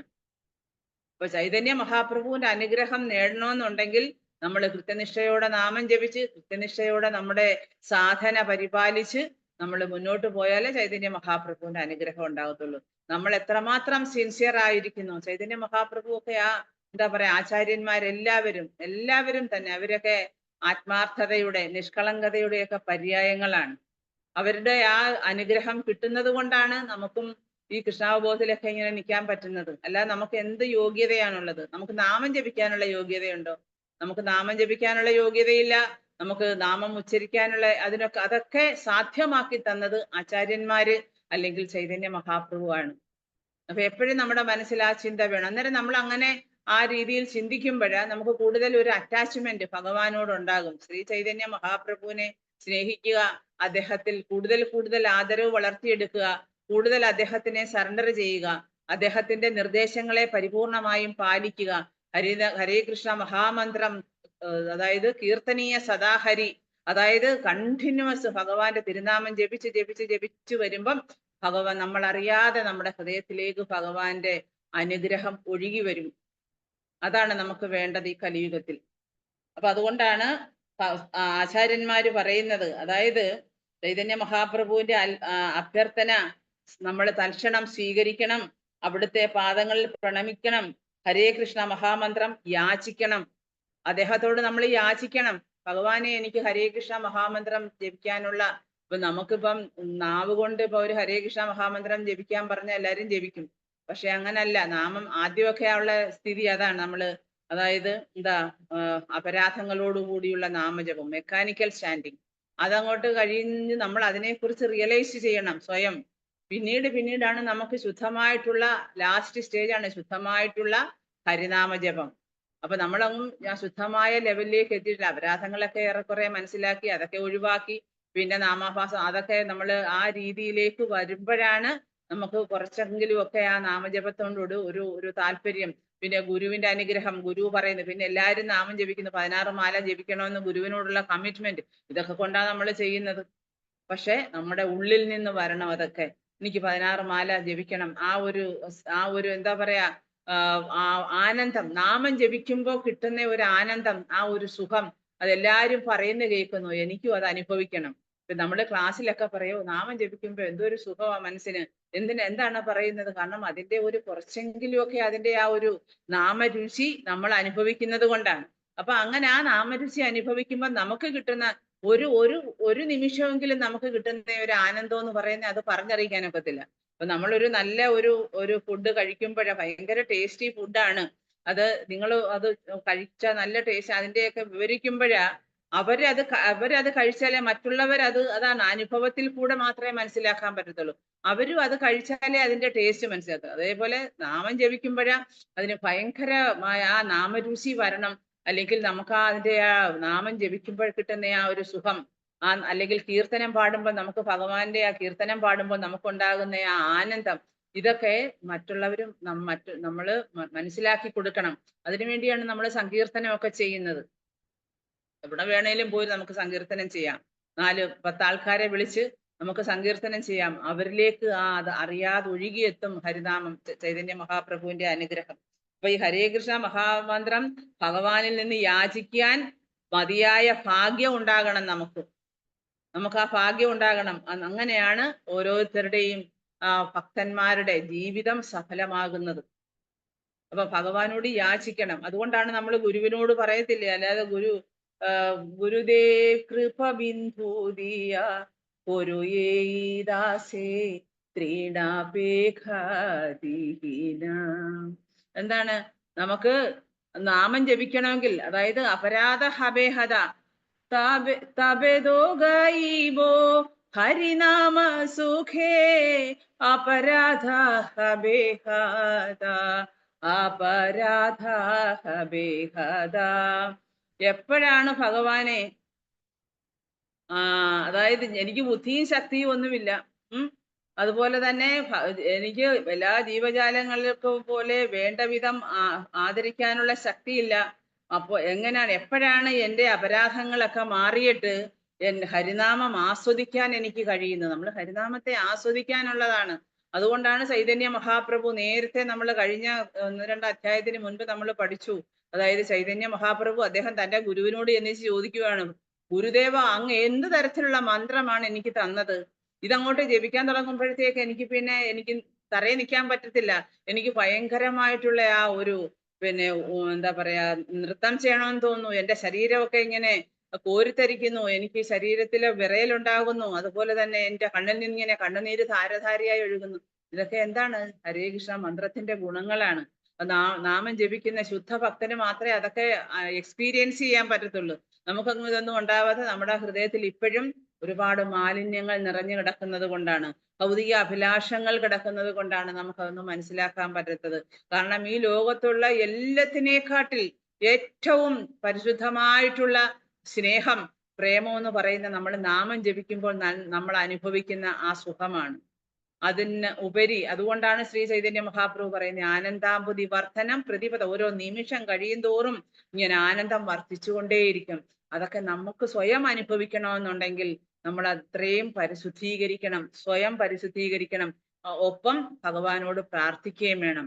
നാമജപം തുടർന്ന് ജപിക്കുകയും ഭഗവാനോട് പ്രാർത്ഥിക്കുകയും അതുപോലെ യാചിക്കുകയും ചെയ്യണം. എന്നാൽ മാത്രമേ നമുക്ക് ആ ഒരു നാമജപത്തിന്റെ ആ മാധുര്യം, ആ നാമരുചി, ആ രസം നമുക്ക് ആസ്വദിക്കാൻ പറ്റത്തുള്ളൂ. ഏകല മാലാകാര ആമി കഥ ഫല ഭാവ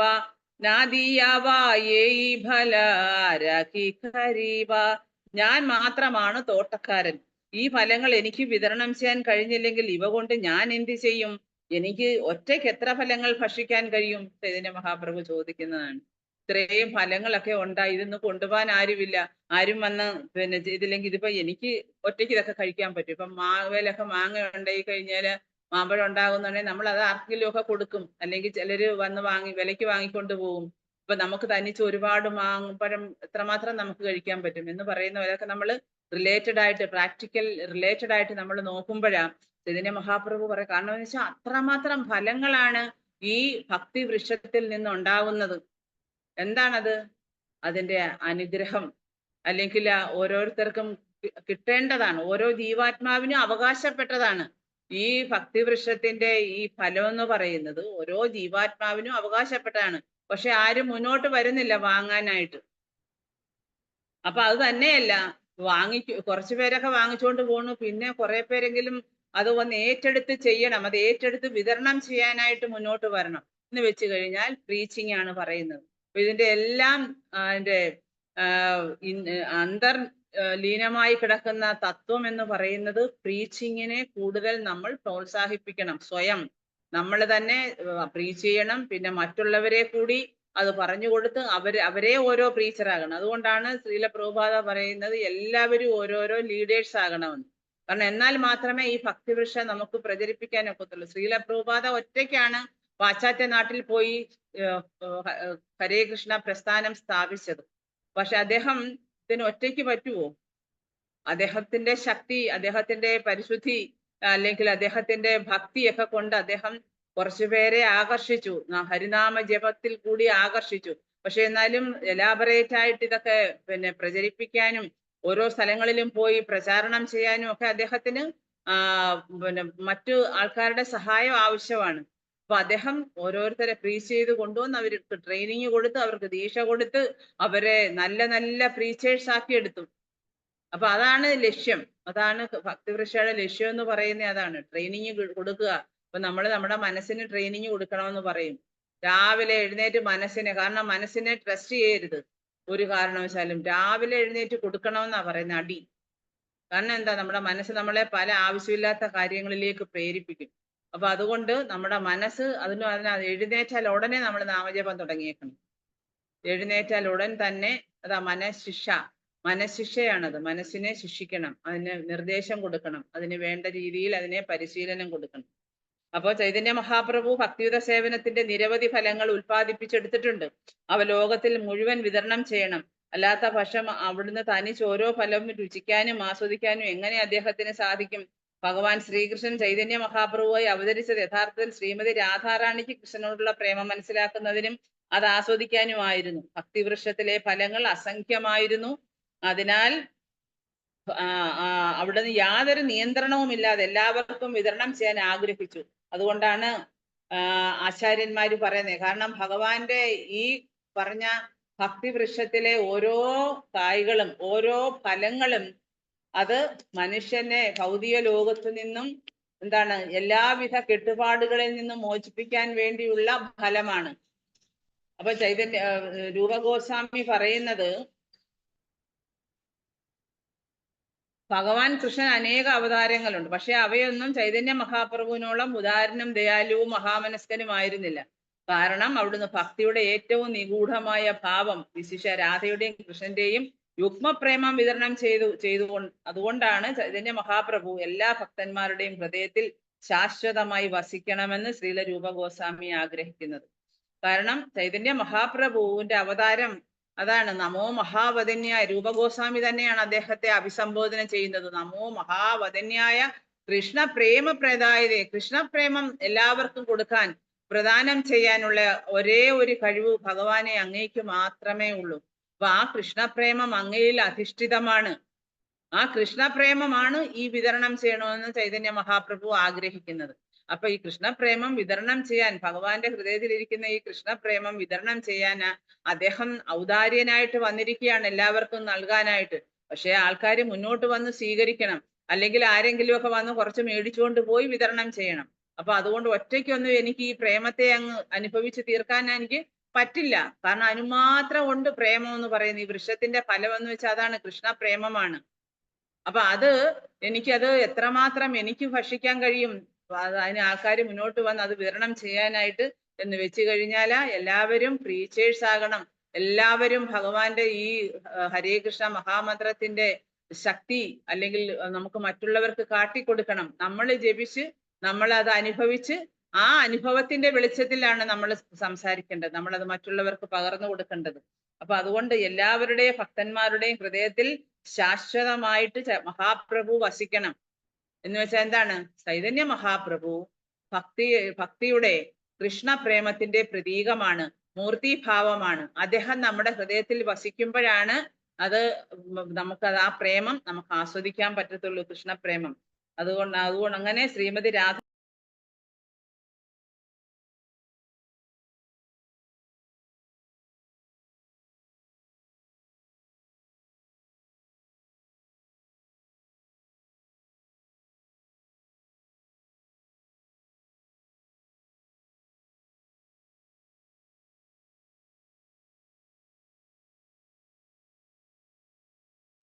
ഹരേ കൃഷ്ണ. രാധാറാണിയുടെയും കൃഷ്ണന്റെയും അനുഗ്രഹങ്ങള്, പ്രേമ വ്യവഹാരങ്ങള് നമുക്ക് ആസ്വദിക്കാനും ഗ്രഹിക്കാനും ഒക്കെ അങ്ങനെ സാധ്യമാകത്തുള്ളൂ. കാരണം എന്ന് വെച്ച് കഴിഞ്ഞാൽ ഭഗവാനും രാധാറാണിയും തമ്മിലുള്ള പ്രേമം, അല്ലെങ്കിൽ രാധാറാണിയും ഭഗവാനും തമ്മിലുള്ള ആ സ്നേഹ വ്യവഹാരങ്ങള് നമുക്കൊന്നും ഗ്രഹിക്കാനുള്ള നമുക്ക് അത്രമാത്രം ബുദ്ധിയൊന്നും ഉള്ളവരല്ല.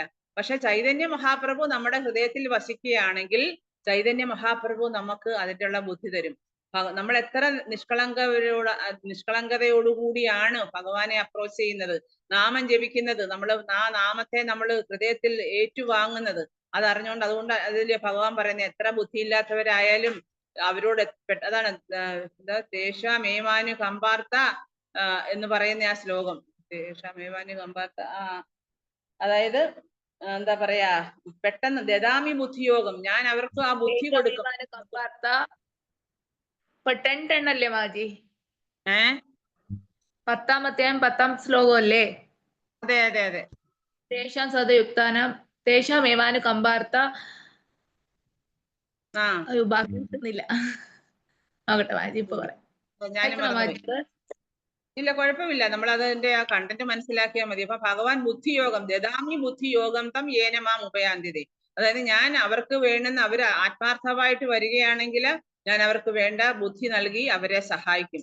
അപ്പൊ എന്ന് പറയുന്ന പോലെ ചൈതന്യ മഹാപ്രഭുവിനെ നമ്മൾ ഹൃദയത്തിൽ വഹിച്ചാൽ മാത്രമേ നമുക്ക് ഭഗവാനെ മനസ്സിലാക്കാനും രാധയും കൃഷ്ണനും തമ്മിലുള്ള വ്യവഹാരങ്ങൾ, അവർ തമ്മിലുള്ള സ്നേഹം, പ്രേമം ഒക്കെ നമുക്ക് മനസ്സിലാക്കാനും ഒക്കെ ഗ്രഹിക്കാൻ പറ്റുകയുള്ളൂ, ആസ്വദിക്കാനും പറ്റുകയുള്ളൂ എന്നാണ് പറയുന്നത്. ആത്മാ ഇച്ഛാമൃതേ വൃഷാസിഞ്ചി നിരന്തര താഹാദേ അസംഖ്യ ഫല വൃഷേര ഉപാര. പരമദിവ്യോത്തമ പുരുഷനായ ഭഗവാന്റെ അതീന്ദ്ര ഇച്ഛയാൽ വൃക്ഷത്തിന്റെ എല്ലാ ഭാഗങ്ങൾക്കും ജലം പകർന്നു നൽകപ്പെടുകയും അപ്രകാരം ഭഗവത് പ്രേമത്തിന്റെ അസംഖ്യം ഫലങ്ങൾ ഉണ്ടാവുകയും ചെയ്തിരിക്കുന്നു. അപ്പൊ നമ്മളൊരു വൃക്ഷം ഒരു ചെടി നട്ട് വളർത്താൻ ഉണ്ടെങ്കിൽ അതിന് എപ്പോഴും നമ്മൾ വെള്ളം ഒഴിച്ചു കൊടുക്കണം. അപ്പൊ നമ്മുടെ ഹൃദയത്തില് തേഷാമേവാന് കമ്പാർത്ത. യെസ്, ഓക്കെ, താങ്ക് യു പ്രഭു. പ്രഭു ആണോ മാതാജി ആണോ? കണ്ടില്ല ശരി. അപ്പൊ അതാണ്. അപ്പൊ ഈശ്വരൻ എന്ന് പറയുന്നത് അനന്തനാണ്, അദ്ദേഹത്തിന്റെ ശക്തി അനന്തൻ. നമ്മൾ പറയത്തില്ല അനന്ത ഭഗവാൻ. അപ്പം ഇച്ഛകളും അനന്തമാണ്. ഭഗവാൻ ഒരുപാട് ആഗ്രഹങ്ങളുണ്ട്. ഇപ്പൊ ചൈതന്യ മഹാപ്രഭുവിന് എന്തെല്ലാം ആഗ്രഹങ്ങളാണ്. എല്ലാവർക്കും കൃഷ്ണപ്രേമം കൊടുക്കണം. അദ്ദേഹം ഈ വലിയ ദിവ്യമായിട്ടുള്ള വൃക്ഷം നട്ടു വളർത്തി അതിന്റെ ഫലങ്ങളൊക്കെ ഉണ്ടാക്കി എല്ലാവർക്കും കൊടുക്കുന്ന എന്തിനു വേണ്ടിയാണ്? കൃഷ്ണപ്രേമം എല്ലാവരിലും എത്തിക്കാൻ വേണ്ടിയാണ്. അപ്പം കാരണം എന്ന് വെച്ച് കഴിഞ്ഞാൽ അദ്ദേഹം അത്രമാത്രം ഔദാര്യനാണ്, ഔദാര്യ വിഗ്രഹമാണ് ഭഗവാൻ.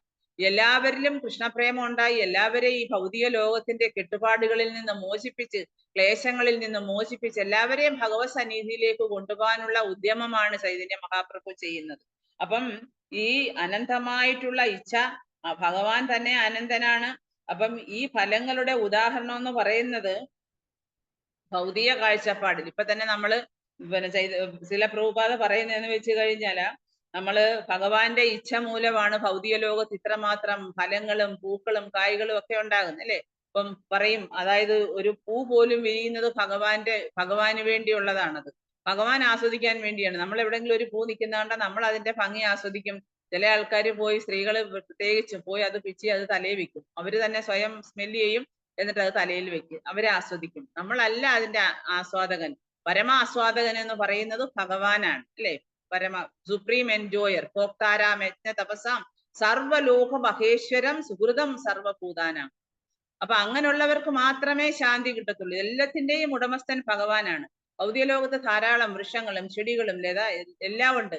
ഇതെല്ലാത്തിൽ നിന്നും പൂക്കള്, കായ്കള്, ഫലങ്ങള് നമുക്ക് വേണ്ടുന്ന എല്ലാം അവിടെ നിന്ന് കിട്ടും. പക്ഷെ അതൊക്കെ കൃഷ്ണാവബോധം ഉള്ളവരാക്കാണ് അതൊക്കെ നമ്മൾ തിരിച്ചറിയണം. ഇതൊക്കെ ഭഗവാന്റെ അനുഗ്രഹം കൊണ്ടാണല്ലോ നമ്മുടെ പറമ്പിലും ഇത്രയും പൂക്കളും കായ്കളും ഇതെല്ലാം ഉണ്ടാകുന്നത് എന്ന് നമ്മൾ സ്വയം ചിന്തിക്കണം. അപ്പം എന്താ, നമുക്കിതെല്ലാം ഉണ്ടായി ഭഗവാൻ അനുഗ്രഹം കൊണ്ടുണ്ടാകുന്നു. അതൊക്കെ നമുക്ക് ധാരാളം നമുക്ക് ഭക്ഷിക്കാൻ വേണ്ടിയായാലും നമുക്കത് അതിന്റെ ഇരട്ടിയാണ് ഉണ്ടാകുന്നത്, 10 ഇരട്ടിയാണ് ഉണ്ടാകുന്നതെന്ന് പറയുന്നു പ്രഭുപാദ. അപ്പം പരമദിവ്യോത്തമ പുരുഷന്റെ ഭഗവാന്റെ അതീന്ദ്ര ഇച്ഛയാലാണ് ഇതെല്ലാം ഉണ്ടാകുന്നത്, ഭക്ഷണ പദാർത്ഥങ്ങൾ ഉൽപ്പാദിപ്പിക്കപ്പെടുന്നതും. അപ്പൊ അതുകൊണ്ട് യാതൊരു തരത്തിലുള്ള കൃഷ്ണാവബോധം ഉള്ളവർക്ക് യാതൊരു തരത്തിലുള്ള, ഇപ്പൊ പണ്ടത്തെ വിഷുവിന്റെ കഥ പറയത്തില്ലേ, വിഷുവിന്റെ കഥ പറയുന്നത് എന്താണ്? അതായത് പരശുരാമൻ ഈ നമ്പൂതിരിമാരോട് പറയുന്നത്, അതായത് എന്താ, നിങ്ങള് ഈ നല്ലതുപോലെ കൃഷിയൊക്കെ ചെയ്ത് അത് എല്ലാ വർഷവും അതിന്റെ വിളവെടുപ്പ് സമയത്ത് ഇതെല്ലാം കൊണ്ടുവന്ന് ഭഗവാന് നിവേദിക്കണം. അതാണ് വിഷ്ണുവിന് നിങ്ങൾ നിവേദിക്കണം. നിവേദിച്ചു കഴിഞ്ഞാൽ നിങ്ങൾക്ക് ഒരു വർഷത്തേക്കുള്ള കംപ്ലീറ്റ് എന്താ പറയാ ഭക്ഷ്യധാന്യങ്ങൾ നിങ്ങൾക്ക് കൈവശം ഉണ്ടാകും. അപ്പൊ അത് നിവേദിച്ചു കഴിഞ്ഞാൽ അത് പ്രസാദമായി ഭഗവാന്റെ അനുഗ്രഹം ഉണ്ടാകും. അപ്പൊ അങ്ങനെയാണ് അദ്ദേഹം അവരോട് പറയുന്നത്. പിന്നീടാണ് അവര് ഭഗവാനെ പരീക്ഷിക്കാൻ പോയത് അതിന്റെ പല തലമുറകൾക്ക് ശേഷം. അപ്പൊ അങ്ങനെയാണ് ഭക്ഷണ പദാർത്ഥങ്ങൾ ഉൽപ്പാദിപ്പിക്കപ്പെടുന്നത്. അതുകൊണ്ട് ആർക്കും സാമ്പത്തിക പ്രശ്നങ്ങളൊന്നുമില്ല. അതൊക്കെ നമുക്ക് നിഷ്പ്രയാസം മനസ്സിലാക്കാൻ പറ്റുന്ന കാര്യങ്ങളാണ്. അപ്പൊ നമ്മുടെ ഇച്ഛ അനുസരിച്ചല്ല. ഇപ്പൊ നമ്മളൊരു ചെടി നട്ടു വളർത്തിയാലും അതിനൊരു പൂവ് ഉണ്ടാവണമെങ്കിൽ, അല്ലെങ്കിൽ ഒരു വൃക്ഷം നട്ടു വളർത്തിയാൽ അതിനകത്തൊന്നും ഫലങ്ങൾ ഉണ്ടാകണമെന്നുണ്ടെങ്കിൽ നമ്മളത് അതിന്റെ നമ്മുടെ കർത്തവ്യം ചെയ്യുക എന്നതേ ഉള്ളൂ. പക്ഷെ അതിന്റെ ഫലം തരുന്നത് ആരാണ്? ഭഗവാനാണ്. അപ്പൊ അതിന്റെ ഫലം നമ്മൾ തരുന്നത്, അല്ലെങ്കിൽ പൂക്കളായാലും ഫലങ്ങളായാലും നമുക്ക് തരാൻ മതിയാവോളം തരുന്നത് ഭഗവാനാണ്. കാരണം എന്താ? ഭഗവാൻ സംപ്രീതനാകുന്നത് കൊണ്ടാണ്. കാരണം അദ്ദേഹം നോക്കുമ്പം ആത്മാർത്ഥമായിട്ട് നമ്മൾ ഇവൻ ഭക്തി ഉള്ളവരായിട്ട് ഇല്ലാത്തവർ അവരുടെ എല്ലാം പറമ്പുകളിലുണ്ട്. പക്ഷെ അവർക്ക് ഭക്തിയോടുകൂടി അതിനെ ആ രീതിയിലാണ് അവരതിനെ എടുക്കുന്നെങ്കിൽ അതെടുത്ത് അവർക്ക് ഭഗവാന് നിവേദ്യം ചെയ്യാം, ഭഗവാന്റെ അനുഗ്രഹം കിട്ടും. അതൊക്കെ കൃഷ്ണാവബോധത്തിന്റെ മനോഹാരിതയാണ്. അതാണ് ഭക്തന്മാർക്ക് മാത്രമേ അതൊക്കെ മനസ്സിലാക്കാൻ കഴിയത്തുള്ളൂ.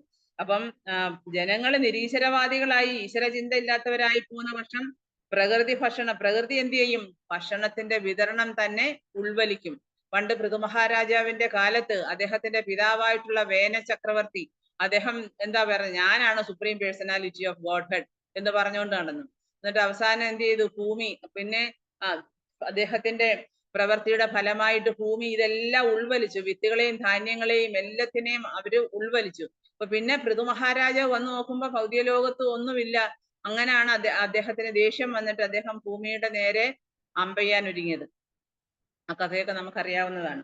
പിന്നീടാണ് അദ്ദേഹം പിന്നെ ഭയന്ന് ഭൂമിദേവി ധാരാളം അദ്ദേഹത്തിന്റെ ആ കാലയളവിലാണ് ഹരിതകം മൊത്തം ഈ ഭൗതിക ലോകം മുഴുവൻ പച്ചപ്പ് നിറഞ്ഞ അങ്ങനെയാണ്. ധാരാളം ചെടികളും കായ്കളും അതുപോലെ വൃക്ഷങ്ങളും ലതാദികളും ഒക്കെ ഉണ്ടായത് ഒക്കെ അതിന് ശേഷമാണ്. അങ്ങനെയാണ് ഭൂമിയിൽ മുഴുവൻ പച്ച പടർപ്പുകൾ വളരാൻ തുടങ്ങിയത്.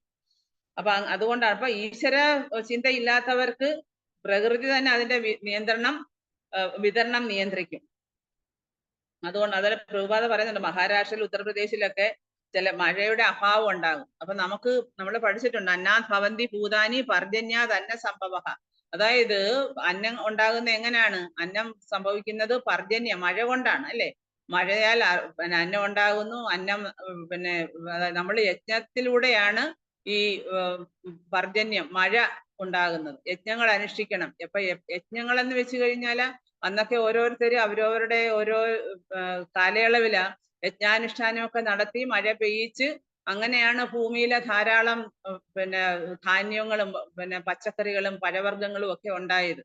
പക്ഷേ പിന്നീട് ആൾക്കാർ അങ്ങനെയുള്ള യജ്ഞങ്ങളൊന്നും നടത്തുന്നില്ല. അതുകൊണ്ട് നമ്മുടെ ശ്രീല പ്രഭുപാദ് എപ്പോഴും പറയുന്നത്, അറ്റ്ലീസ്റ്റ് നിങ്ങളുടെ ഭക്ഷണത്തിന് അഭാവം ഉണ്ടാവാതിരിക്കാൻ വേണ്ടിയെങ്കിലും നിങ്ങൾ ഹരേ കൃഷ്ണ മഹാമന്ത്രം ജപിക്കണം. ഇപ്പൊ അതാണ് യുഗധർമ്മം എന്ന് പറയുന്നത്. ശ്രീ ചൈതന്യ മഹാപ്രഭു വന്ന് പഠിപ്പിച്ചതായാലും അദ്ദേഹം യുഗധർമ്മം പ്രചരിപ്പിക്കാൻ വേണ്ടിയാണ് വന്നത്. യുഗധർമ്മ പാലകവും യുഗധർമ്മം പ്രചരിപ്പിക്കാൻ വേണ്ടിയാണ് ശ്രീ ചൈതന്യ മഹാപ്രഭു വന്നത്. അപ്പം മഴയുടെ അഭാവം മൂലം കടുത്ത ഭക്ഷ്യക്ഷാമം ഉണ്ടാകും ചില സമയത്ത്. അപ്പൊ ഈ ശാസ്ത്രജ്ഞന്മാർക്ക് ഇത് വല്ലതും അറിയാം. അപ്പൊ അവര് പിന്നെ അവർക്കൊന്നും ഇതിനോട് ചെയ്യാൻ പറ്റില്ല. കാരണം ദേവന്മാര് പ്രസാദിക്കണമെന്നുണ്ടെങ്കിൽ യജ്ഞം അനുഷ്ഠിക്കണം. അപ്പൊ എല്ലാത്തിനും അൾട്ടിമേറ്റ് ആയിട്ടുള്ള ആത്യന്തികമായിട്ടുള്ള സൊല്യൂഷൻ എന്ന് പറയുന്നത് എന്താണ്? കൃഷ്ണാവബോധമാണ്. നമ്മൾ നാമം ജപിക്കുക, അതനുസരിച്ച് ഭഗവാൻ സംതൃപ്തനായിട്ട് നമുക്ക് വേണ്ടുന്ന മഴ ആ യജ്ഞത്തിലൂടെ നമ്മൾ ആ സങ്കീർത്തന യജ്ഞം ചെയ്യുന്നതനുസരിച്ച് തന്നെ. ഇപ്പൊ തന്നെ പണ്ട് കുറെ കാലങ്ങൾക്ക് മുമ്പ് ഹൈദരാബാദിലെ ഒരു വില്ലേജിലെ മഴയെ പെയ്യത്തില്ലായിരുന്നു. അങ്ങനെ ഇവിടുന്ന് നമ്മുടെ കുറെ ഭക്തന്മാരൊക്കെ അവിടെ പോയി, ഹരേ കൃഷ്ണയിലെ ഭക്തന്മാരൊക്കെ പോയി അവിടെ നിന്ന് അവർ ത്രൂ ഔട്ട് പിന്നെ ഹരിനാമം ജപിച്ച് ഒരാഴ്ച കഴിഞ്ഞപ്പോ അവിടെ നല്ല മഴ പെയ്യാൻ തുടങ്ങി. അപ്പൊ അതാണ് നമ്മളിപ്പോ അതുപോലെ തന്നെ ഈ പിന്നെ എന്റെ ശിശാഗുരു പറയുന്ന കേട്ടിട്ടുണ്ട്, അവര് ബാംഗ്ലൂരിലൊക്കെ ഈ മഴ കിട്ടാത്ത സ്ഥലത്തൊക്കെ പോയിരുന്ന് അവര് ഇതുപോലെ ഹരേ കൃഷ്ണ മഹാമന്ത്ര യജ്ഞം നടത്തും. അങ്ങനെ യജ്ഞം നടത്തി അവിടെ മഴ പെയ്യിക്കുമായിരുന്നു. അപ്പൊ ഇതൊക്കെ എന്ന് വെച്ചാൽ അതൊക്കെ സത്യങ്ങളായിട്ടുള്ള കാര്യങ്ങളാണ്. നമ്മൾ നേർ കാണുന്ന കാര്യങ്ങളാണ് ഇതെല്ലാം. കാരണം നമ്മുടെ യുഗത്തിന്റെ ധർമ്മം തന്നെ ഹരിനാമ ജപമാണ്. അപ്പൊ ഹരിനാമ ജപത്തിലൂടെ നമ്മൾ ഭഗവാനെ പ്രീതിപ്പെടുത്തുകയാണെങ്കിൽ, ആ സങ്കീർത്തന യജ്ഞത്തിലൂടെ ഭഗവാനെ പ്രീതിപ്പെടുത്തുമ്പോൾ തീർച്ചയായിട്ടും നമ്മുടെ കുറവുകളെയൊക്കെ ഭഗവാൻ പരിഹരിച്ച് നമുക്ക് ആവശ്യത്തിനുള്ള കാര്യങ്ങളെല്ലാം ഭഗവാൻ ചെയ്തു തരും. അപ്പൊ അതാണ്. അപ്പം എല്ലാ പ്രശ്നങ്ങളും പരിഹരിക്കുന്നതിന് കൃഷ്ണാവബോധത്തിലെത്തണം, ഭക്തിയുത സേവനം അനുഷ്ഠിക്കണം, ഭഗവാനെ പതിവായിട്ട് ആരാധിക്കണം. ഭഗവാന്റെ സന്മനസ് നേടണം, ഭഗവാന്റെ അനുഗ്രഹം നേടണം. അതാണ് നമ്മൾ വേണ്ടത്. ആദയേവ സബഫല ദേഹയാരെ താരെ ഹായിയാഹ ബഹുലോക അജര അമാരെ. ഈ കൃഷ്ണാവബോധ പ്രസ്ഥാനം ലോകത്തിൽ മുഴുവൻ വിതരണം ചെയ്യുക. ജനങ്ങൾ ഈ ഫലങ്ങൾ ആസ്വദിക്കുക, ഫലങ്ങൾ ഭക്ഷിക്കുകയും വാർദ്ധക്യത്തിൽ നിന്നും മരണത്തിൽ നിന്നും അന്തിമമായി മുക്തരാവുകയും ചെയ്യട്ടെ. അപ്പൊ അതാണ് നമ്മുടെ ഗ്രന്ഥകർത്താവ് പറയുന്നത്. അതായത് ഈ കൃഷ്ണാവബോധ പ്രസ്ഥാനം, ഇപ്പൊ ചൈതന്യ മഹാപ്രഭുവിന്റെ ആഗ്രഹം അതാണ്. കൃഷ്ണാവബോധം എല്ലാവരും ഇത് വിതരണം ചെയ്യാൻ മുന്നോട്ട് വരണം. എനിക്ക് തനിയെ പറ്റില്ല, ഇതിന്റെ ഫലങ്ങളൊക്കെ എനിക്ക് എത്രമാത്രം സ്വയം ആസ്വദിക്കാൻ പറ്റും, ഇതൊക്കെ എല്ലാവർക്കും ആസ്വദിക്കാൻ വേണ്ടിയാണ് ഞാൻ ഇതെല്ലാം ചെയ്തത്. അപ്പൊ ഇത് ചെയ്യുമ്പോഴാ അതെല്ലാവരും വന്നത് സ്വീകരിക്കണം. അപ്പൊ ജനങ്ങൾ അത് ഭക്ഷിക്കണം, ഈ ഫലം ഭക്ഷിക്കണം. അപ്പൊ അങ്ങനെയാണ് നമ്മുടെ ജന്മ മൃത്യു ജര വ്യാധിയിൽ നിന്ന് നമുക്ക് ആത്യന്തികമായിട്ടുള്ള മുക്തി ഉണ്ടാകുന്നത്. അപ്പൊ ചൈതന്യ ഭഗവാനാണ് കൃഷ്ണാവബോധ പ്രസ്ഥാനം അവതരിപ്പിച്ചത്. അത് സ്വീകരിക്കുന്ന ഒരാള് ഈ ജന്മ മൃത്യു ജര വ്യാധിയിൽ നിന്ന് മോചിതനായി അനശ്വരനായി ഭവിക്കും. എന്ന് വെച്ചാൽ അതിന്റെ അർത്ഥം എന്താ? പിന്നെ അവർക്ക് ഈ ഭൗതിക ലോകത്തിലേക്ക് തിരിച്ചു വരില്ല. ജന്മ കർമ്മശമേ ദിവ്യം ഏവം യോ വേത്തി തത്വതഃ സ്വപ്ത ദേഹം പുനർജന്മ നൈതിമാ മേദിസോ അർജുന. അല്ലയോ അർജുന, എന്റെ ദിവ്യമായ ഈ ജന്മത്തെക്കുറിച്ചും എന്റെ കർമ്മത്തെക്കുറിച്ചും മനസ്സിലാക്കുന്ന ഒരാള് ഈ ശരീരം ത്യജിച്ചു കഴിഞ്ഞാൽ ഒരിക്കലും അവൻ ഈ ദുഃഖപൂർണമായ ഈ ലോകത്തിലേക്ക് തിരിച്ചു വരില്ല. അത് ഭഗവാൻ തരുന്ന ഉറപ്പാണ്. എന്ന് പറയുന്ന പോലെ നമ്മുടെ ജന്മം, നമ്മുടെ മൃത്യു മരണം, പിന്നെ ജര, നമുക്കുണ്ടാകുന്ന വാർദ്ധക്യം, പിന്നെ വ്യാധി രോഗം, ഇതിനെല്ലാം നമുക്ക് മറികടക്കാൻ കഴിയും ആത്യന്തികമായിട്ട്. നമുക്ക് ഈ ജന്മത്തിലൊക്കെ ഇതെല്ലാം വരുമായിരിക്കും. പക്ഷെ എന്നാലും ഈ ജന്മം കഴിഞ്ഞ് നമുക്ക് നേരെ എവിടെ പോകാം? ഭഗവാന്റെ അടുത്തേക്ക് പോകാം. അപ്പൊ യഥാർത്ഥത്തില് നമ്മുടെ ദുഃഖങ്ങളെയൊക്കെ അതാണ് ചതുർവിധ ക്ലേശങ്ങൾ. അപ്പൊ അത് നമ്മൾ ആരും തിരിച്ചറിയുന്നില്ല. ഇതൊക്കെ എന്റെ ജീവിതത്തിൽ എല്ലാവർക്കും അവരും പ്രായമായി, ഇവരും പ്രായം, അവർക്കും രോഗം വന്ന് എനിക്കും രോഗം വന്ന്, ഇങ്ങനെ ചിന്തിക്കുന്നുള്ളൂ. ഇതിനൊക്കെ എന്താണ് ഒരു സൊല്യൂഷൻ അൾട്ടിമേറ്റ്ലി? പക്ഷെ അവർക്ക് അതിന്റെ അറിവ് കിട്ടുന്നില്ല. ഓ, ഇനിയും ജനിക്കും, ഇനിയും ഇതൊക്കെ നമുക്ക് അനുഭവിക്കേണ്ടി വരുമല്ലോ, ഇനിയും പുനർജന്മത്തിലൂടെ ഇനിയും നമ്മൾ ഇതൊക്കെ പല ജന്മങ്ങൾ എടുക്കേണ്ടി വരുമല്ലോ എന്നോ, അല്ലെങ്കിൽ ഇനി ഈ ആവർത്തന ചക്രത്തിൽ നിന്ന് എങ്ങനെ രക്ഷപ്പെടും, അതിനുള്ള അറിവൊന്നും ആർക്കുമില്ല. കാരണം എന്തുകൊണ്ടാണ്? നമ്മുടെ സമൂഹത്തിലോ അല്ലെങ്കിൽ നമ്മുടെ സ്കൂൾ വിദ്യാഭ്യാസത്തിലോ ഇതിനെക്കുറിച്ച് ആത്മാവിനെ കുറിച്ചൊന്നും യാതൊരു പിന്നെ എന്താ പറയാ അറിവും നമുക്ക് കിട്ടുന്നില്ല. നമ്മൾ കുറെ ജീവശാസ്ത്രവും കുറച്ച് ഭൂമിശാസ്ത്രവും ചരിത്രവും പൗരധർമ്മവും എല്ലാം പഠിച്ച് വെറുതെ അനാവശ്യമായിട്ടുള്ള ഭൗതികമായിട്ടുള്ള നേട്ടങ്ങൾ ഒരു പരിധിവരെ നമ്മൾ ഈ ഭൗതിക ലോകത്ത് ജീവിക്കാൻ നമുക്ക് അത്യന്താപേക്ഷിതമാണ്. പക്ഷെ എന്നാലും നമ്മൾ യഥാർത്ഥത്തിൽ പഠിക്കേണ്ട കാര്യങ്ങൾ നമ്മൾ അന്നൊന്നും അത് ഓർക്കത്തില്ല. ഇപ്പോഴത്തെയൊക്കെ കുട്ടികൾ ചോദിക്കും, ഞാൻ എന്തിനാ ഈ ചരിത്രം പഠിക്കുന്നത്, അല്ലെങ്കിൽ ഞാൻ എന്തിനാ ഇത് പഠിക്കുന്നത്, എനിക്ക് വല്ല പ്രയോജനം ഉണ്ടാവുമോ ഇതൊക്കെ പഠിച്ചാലാ? ഇതൊക്കെ വല്ല കാര്യമുണ്ട്? ഇത്രയും കഷ്ടപ്പെട്ട് പഠിക്കുന്നു. പക്ഷെ അന്നൊക്കെ ആ ചെറുപ്പത്തിലെ തന്നെ ആ ആത്മീയ ബോധം, കൃഷ്ണാവബോധം കുട്ടികൾക്ക് കൊടുക്കാൻ പറ്റിയിരുന്നെങ്കിൽ ഇന്ന് എത്രയോ മാറിയേനെ ഈ ലോകം. അപ്പൊ അതൊക്കെയാണ് മനസ്സിലാക്കേണ്ടത്. അപ്പം സാധാരണ ആൾക്കാർ വിഡ്ഢികളാണ് അല്ലെ? ഭൗതിക ലോകത്ത് കൃഷ്ണാവബോധം ഇല്ലാത്ത നമ്മളെ പോലുള്ള വിഡ്ഢികള് എന്താ ചിന്തിക്കുന്നത്? ഓ, ഈ 4 ദുഃഖങ്ങളിൽ നിന്ന് നമുക്ക് സ്വയം ഒഴിഞ്ഞു മാറാൻ പറ്റുമോ? നമുക്ക് ഒരിക്കലും ഒഴിഞ്ഞു മാറാൻ പറ്റില്ല. ഹരേ കൃഷ്ണ മഹാമന്ത്രം എന്ന ദിവ്യമായ പരിഹാരത്തെ കുറിച്ച് അറിയുന്നില്ല. അതുപോലെ ഹരേ കൃഷ്ണ മഹാമന്ത്രം ജപിക്കുന്നതിലൂടെ മാത്രം എല്ലാത്തരം ദുഃഖങ്ങളിൽ നിന്നും മുക്തനാവാൻ കഴിയും. പക്ഷെ മായാശക്തിയുടെ പ്രഭാവം കൊണ്ട് നമുക്ക് കണ്ണിൽ തിമിരമാണ്. കണ്ണില് തിമിരം ബാധിച്ചിരിക്കുകയാണ്. മനസ്സെന്ന കണ്ണില് എന്താണ്? മനസ്സ് അതാണ് ഓം അജ്ഞാന തിമിരം തസ്യ ജ്ഞാനാഞ്ജന ശലാകയോ. ഗുരുവിന് മാത്രമേ നമ്മുടെ ഹൃദയത്തിലെ, നമ്മുടെ മനസ്സിലെ ഈ അജ്ഞാനത്തെ അഥവാ ഈ തിമിരത്തെ മാറ്റി മറിക്കാൻ പറ്റൂ. അദ്ദേഹത്തിന് മാത്രമേ പറ്റത്തുള്ളൂ. നമ്മൾ വിചാരിച്ചാലും അദ്ദേഹത്തിന്റെ അനുഗ്രഹം ഉണ്ടാകണം. നമ്മൾ എങ്ങനെയാ വിചാരിക്കും? നമുക്ക് വിചാരിക്കാനുള്ള ബുദ്ധിവിശേഷമൊന്നുമില്ല. അതൊക്കെ ഭഗവാനും ഗുരുവും ഒക്കെ തരണം, ബുദ്ധിയോഗം. അപ്പൊ അങ്ങനെ എല്ലാ ദുഃഖങ്ങളിൽ നിന്നും നമ്മൾ മുക്തനാകണമെന്നുണ്ടെങ്കിൽ മായാശക്തിയിൽ നിന്ന് നമ്മൾ സ്വയം മോചിതരാകണം. അപ്പൊ അതുകൊണ്ടാണ് യഥാർത്ഥത്തിൽ ചൈതന്യ മഹാപ്രഭുവിന്റെ ദാസന്മാരായിട്ടുള്ള ഭക്തന്മാര് മാനവ സമൂഹത്തിന് ഏറ്റവും മഹത്തായ അനുഗ്രഹം ലഭിക്കുന്നതിന് നിർബന്ധമായി ഈ പ്രസ്ഥാനത്തെ പൂർണ്ണമായും ഏറ്റെടുത്ത് ഗൗരവപൂർവം പ്രചാരം ചെയ്യണം. ഓരോരുത്തരുടെയും ധർമ്മമാണ്. അടുത്ത ശ്ലോകത്തിൽ വരുന്നുണ്ട്, ഭാരതഭൂമിതേ ഹൈല മനുഷ്യജന്മയാര ജന്മ സാർത്ഥക പര ഉപകാര എന്ന് വെച്ചാൽ എന്താണ്? അതായത് മനുഷ്യര് ഈ ഭാരതഭൂമിയിലെ മനുഷ്യജന്മം ലഭിച്ചിരിക്കുന്നവര് ആരെല്ലാമാണോ അവരെല്ലാം സ്വന്തം ജീവിതം സഫലമാക്കുകയും മറ്റുള്ളവരുടെ നന്മയ്ക്കായിട്ട് പ്രവർത്തിക്കുകയും വേണം. ഓരോരുത്തരുടെ ഉത്തരവാദിത്തമാണ്. ചൈതന്യ മഹാപ്രഭു പറയുന്ന ഓരോ ഭാരതഭൂമിയിൽ ജനിച്ചവർ ഓരോരുത്തരും ഉണ്ട് ഉത്തരവാദിത്തം. നമ്മൾ ഭാരതഭൂമി എന്ന് പറയുന്ന പുണ്യഭൂമിയാണ്, കർമ്മഭൂമിയാണ്. അപ്പൊ ഭഗവാന്റെ ഭൂമിയാണിത്. അപ്പൊ ഇവിടെ ജനിച്ച ഓരോരുത്തർക്കും ഉണ്ട് ഉത്തരവാദിത്വം. എല്ലാവരും ഈശ്വരാവബോധം ഏറ്റെടുക്കണം. അതെല്ലാവരും പ്രചരിപ്പിക്കാനും ശ്രമിക്കണം. മറ്റുള്ളവർക്ക് കൂടി ഇത് പകർന്നു കൊടുക്കുക എന്നുള്ളത്. മൃഗങ്ങൾക്കും മറ്റുള്ള അധമ ജീവികൾക്കൊക്കെ ഇപ്പൊ 84 ലക്ഷം ജീവജാലങ്ങളുണ്ട്. ഇവർക്കൊക്കെ മനസ്സിലാകുമോ? മനുഷ്യന് എത്ര 4 ലക്ഷമേ ഉള്ളൂ. ബാക്കിയുള്ള ആർക്കെങ്കിലും മനസ്സിലാക്കാൻ പറ്റുന്നതാണോ ഈ കൃഷ്ണാവബോധം എന്താണെന്ന്? അപ്പൊ മനുഷ്യരെങ്കിലും അറ്റ്ലീസ്റ്റ് മനസ്സിലാക്കുക. എന്നിട്ട് മാത്രം നമുക്ക് ഈ ജന്മമൃത്യു ജരാവ്യാധിയെ നമുക്ക് ചെറുക്കാൻ പറ്റത്തുള്ളൂ. അപ്പം എല്ലാ ജീവവർഗങ്ങൾക്കും ഈ പ്രസ്ഥാനത്തെ മനസ്സിലാക്കാനുള്ള കഴിവില്ല. അപ്പൊ മനുഷ്യരിൽ തന്നെ എല്ലാവർക്കും പറ്റുന്നുണ്ടോ? അതാണ് മനുഷ്യാണാം സഹസ്രേഷു കശ്ചിത് യതതി സിദ്ധയെ. ഒരുപാട് പേര് ശ്രമിക്കും, പക്ഷെ വളരെ കുറച്ച് ആൾക്കാർക്ക് മാത്രമേ യഥാർത്ഥത്തിൽ ഈശ്വരൻ ആരാണെന്ന് മനസ്സിലാക്കാനും അല്ലെങ്കിൽ ഈശ്വരാവബോധത്തിൽ പ്രവർത്തിക്കാനും കഴിയൂ. കാരണം കലിയുഗത്തിൽ അങ്ങനെയാണ്. ഇപ്പൊ എല്ലാവർക്കും ഒന്നും ഇത് മനസ്സിലാകത്തില്ല. ചെറിയ വിഭാഗം ജനങ്ങളെങ്കിലും ഇത് ഏറ്റെടുക്കണം. വളരെ ഗൗരവത്തോടു കൂടി ഏറ്റെടുത്ത് അത് സ്വീകരിച്ചു കഴിഞ്ഞാലാ പിന്നെ എന്ത് ചെയ്യണം? ഉച്ചത്തിൽ കീർത്തനം ചെയ്യുക. അതുകൊണ്ടാണ് ശ്രീല പ്രഭുപാദ പറഞ്ഞത് നമ്മള് നഗര സങ്കീർത്തനം ചെയ്യണം. നഗര സങ്കീർത്തനം ചെയ്ത് ലോകം അറ്റ്ലീസ്റ്റ് ഇത് നമ്മുടെ ചെവിയിലോട്ടൊന്ന് കേറിയാ മതി. അതായത് ഇന്ന് ഞാനൊരു നാമാമൃതക്കകത്ത് ഒരു ഭാഗവത്തിലെ ഒരു ശ്ലോകം വായിച്ചപ്പോഴാ ഭഗവാനോട് പറയുകയാണ്, ഭഗവാനെ അവിടുത്തെ പാദപങ്കജങ്ങളിലെ ഉജ്ജ്വല തേജസ് അത് ഭക്തന്മാര് ഏറ്റുവാങ്ങിയിട്ട് അവരെന്താ ചെയ്യുന്നത്? അത് എന്നിട്ട് അവര് അതിനെ പറയുന്നത് അതിന്റെ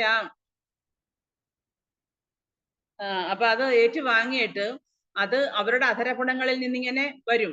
അവര് പിന്നെ അത് മറ്റുള്ളവരെ കൊണ്ട് പ്രീച്ച് ചെയ്യുമ്പോഴേ അവരുടെ അധരപുടങ്ങളിൽ നിന്ന് വരുമ്പോഴാ അത് പിന്നെ എന്താ ഒരു കേൾക്കുന്ന ഒരു ശ്രവിക്കുന്ന ഒരാളിന്റെ കർണപുടങ്ങളിലൂടെ അതായത് ഹൃദയമാകുന്ന ചഷകത്തിലേക്ക് വീഴും ആ അമൃത്. അങ്ങനെ ചഷകത്തിലേക്ക് വീണു കഴിഞ്ഞാൽ പിന്നെ അവൻ ഒരിക്കലും അമംഗളകരമായിട്ടുള്ള ഒരു കാര്യങ്ങളും അവന് സംഭവിക്കത്തില്ല. അവന് പിന്നീട് ഭഗവാന്റെ പാതാര ബിന്ദങ്ങളോട് ആ അമൃതിനോട് കൂടുതൽ കൂടുതൽ താല്പര്യം ജനിക്കുമെന്നാണ് പറയുന്നത്. അപ്പം എന്ന് വെച്ചാൽ എന്താണ്? അപ്പൊ ഭഗവാന്റെ ചൈതന്യ മഹാപ്രഭുവിന്റെ ഈ ഒരു സങ്കീർത്തന യജ്ഞം അല്ലെങ്കിൽ സങ്കീർത്തന പ്രസ്ഥാനം സ്വീകരിക്കുന്നതോടുകൂടി ഉച്ചത്തിലുള്ള കീർത്തനം വൃക്ഷങ്ങളും മൃഗങ്ങളും മറ്റ് അധമ വർഗങ്ങൾ ഉൾപ്പെടുന്ന എല്ലാ ജീവസത്തകൾക്കും പ്രയോജനകരമാകും. പണ്ട് ശ്രീല പ്രഭുപാദ പറയും, നമ്മൾ റൂമിനകത്തിരുന്ന് ഒച്ചത്തിൽ ഹരേ കൃഷ്ണ മഹാമന്ത്രം ജപിക്കുമ്പം ഒരുപാട് നമുക്ക് കാണാനൊക്കാത്ത ജീവികള്, കാണാൻ പറ്റുന്ന ജീവജാലങ്ങളൊക്കെ റൂമിനകത്തൊക്കെ ഉണ്ടാകും. അവർക്കെല്ലാം അത് കേട്ട് അവരെല്ലാം തീർച്ചയായിട്ടും അടുത്ത ജന്മം അവർക്ക് മോശം എന്ന് വെച്ചാൽ എന്താണ്? മനുഷ്യജന്മം കിട്ടും. അറ്റ്ലീസ്റ്റ് അങ്ങനെ മനുഷ്യജന്മമെങ്കിലും കിട്ടും അവർക്ക്. മനുഷ്യജന്മെങ്കിലും കിട്ടുക എന്ന് വെച്ചാൽ അത് വലിയ കാര്യമാണ്.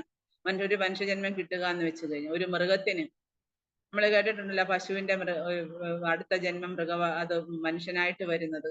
ഓരോ ജീവജാലങ്ങളിലും പ്രത്യേക രൂപാന്തരണം പരിണാമം പ്രക്രിയക്ക് വിധേയനായി കഴിഞ്ഞിട്ട് അവന്റെ കർമ്മങ്ങൾ അനുസരിച്ച് ഇപ്പൊ തന്നെ ഒരു മൃഗത്തിനെ ഈ യജ്ഞശാലയിൽ വെച്ച് വധിക്കുമ്പോഴാ ആ മൃഗത്തിന് അടുത്ത ജന്മം തീർച്ചയായിട്ടും മനുഷ്യജന്മമാണ്. അപ്പൊ ഇതൊക്കെ എന്ന് വെച്ച് കഴിഞ്ഞാൽ ഇതൊക്കെ സത്യമായിട്ടുള്ള കാര്യങ്ങളാണ്. അപ്പൊ അങ്ങനെ നമുക്ക് ഭഗവാന്റെ തിരുനാമം ജപിച്ച് കേൾക്കുന്ന ഇപ്പൊ തന്നെ പട്ടികളായാലും പൂച്ചകളായാലും പിന്നെ പക്ഷികളായാലും ഒക്കെ നമ്മൾ വെളിയിലൊക്കെ ഇരുന്ന് നാമം ജപിക്കുമ്പോഴൊക്കെ അതിന്റെ ചെവിയില് ചൈതന്യ മഹാപ്രഭു ഗുജറാത്തിലെ ജാർഖണ്ഡ് പ്രദേശത്തുകൂടെ സഞ്ചരിക്കുന്ന സമയത്ത് അദ്ദേഹം ഹരേ കൃഷ്ണ മഹാമന്ത്രം ജപിക്കുമ്പോൾ എത്രയോ മൃഗങ്ങളാണ്, അതെല്ലാം വന്യമൃഗങ്ങളാണ്. വനത്തിലെ വന്യമൃഗങ്ങളൊക്കെ വന്നിട്ട് പിന്നെ തമ്മിൽ കെട്ടിപ്പിടിക്കുന്നു, അവര് തമ്മിൽ ചുംബിക്കുന്നു, അവരെല്ലാ വൈര്യവും ശത്രുതയും മറന്നിട്ട്. കാരണം ആരാണ്? ഭഗവാനാണ്. ഭഗവാന്റെ തിരുനാമം ഭഗവാൻ തന്നെ ജപിക്കുകയാണ്. അത് അവരുടെ ഹൃദയത്തിനെ പോലും മാറ്റിമറിച്ചു. എന്നാലോചിച്ച് നോക്കി, ഇത്ര ശക്തം. എന്നിട്ട് നമുക്ക് വലിയ വലിയ മാറ്റങ്ങളൊന്നുമില്ലെന്ന് നമ്മൾ സ്വയം ചിന്തിക്കണം. കാരണം നമ്മൾ ഇനിയും കൂടുതൽ മായാലോകത്ത് നിന്ന് മാറേണ്ടിയിരിക്കുന്നു. നമ്മുടെ അറ്റാച്ച്മെന്റും നമ്മുടെ ഭൗതികമായിട്ടുള്ള ഈ ചെറിയ ചെറിയ ആസക്തികളും ഒക്കെ കുറച്ച് നമ്മൾ കൂടുതൽ കൂടുതൽ ആ നാമത്തിൽ നമ്മുടെ മനസ്സിനെ നമ്മൾ നിക്ഷേപിക്കണം, നമ്മുടെ അവബോധത്തെ നിക്ഷേപിക്കണം. എന്നാൽ മാത്രമേ നമുക്ക് കൂടുതൽ നമ്മുടെ ആ റിയലൈസേഷൻ ഉണ്ടാകത്തുള്ളൂ. അപ്പൊ അതുകൊണ്ടാണ് മനുഷ്യരല്ലാത്ത ജീവസത്തകൾക്ക് എങ്ങനെയാണ് നന്മ ചെയ്തെന്ന് ചൈതന്യ മഹാപ്രഭു ഹരിദാസ് താക്കൂറിനോട് ചോദിച്ചു. അപ്പൊ അദ്ദേഹം പറഞ്ഞത് ഹരേ കൃഷ്ണ മഹാമന്ത്രം അത്രമാത്രം ശക്തിയുള്ളത് കൊണ്ട് ഉച്ചത്തിൽ കീർത്തനം ചെയ്യുന്ന പക്ഷം അത് ജീവിതത്തിന്റെ താഴ്ന്ന വർഗങ്ങളിൽ ഉൾപ്പെടെയുള്ള എല്ലാവർക്കും ഗുണകരമാകുമെന്നാണ് ഹരിദാസൻ പറഞ്ഞത്. അപ്പൊ ഹരിദാസ് താക്കൂർ എന്ന് പറയുന്നത് ആചാര്യനാണ് ഹരിനാമത്തിന്റെ. അപ്പൊ ചൈതന്യ മഹാപ്രഭു അദ്ദേഹത്തോട് ചോദിക്കുകയാണ്, നമ്മൾ ഈ ഹരേ കൃഷ്ണ മഹാമന്ത്രം ചെയ്യുമ്പോൾ അറിയാൻ വേണ്ടിയിട്ടല്ല, അദ്ദേഹം ചോദിക്കൂ, അദ്ദേഹത്തെ ഒരു ഭക്തനെ കൊണ്ട് പറയിക്കുകയാണ്. ഭഗവാൻ എപ്പോഴും അങ്ങനെയാണല്ലോ, അർജുന നീ ഉറപ്പിച്ച് പ്രഖ്യാപിക്കൂ, നമേ ഭക്ത്യാ പ്രണശ്യതി, എന്റെ ഭക്തന്മാർക്ക് ഒരിക്കലും നാശമില്ലെന്ന് അർജുന നീ പ്രഖ്യാപിച്ചു. ഞാൻ പ്രഖ്യാപിച്ച ചിലപ്പോൾ എല്ലാവരും വിശ്വസിക്കത്തില്ല.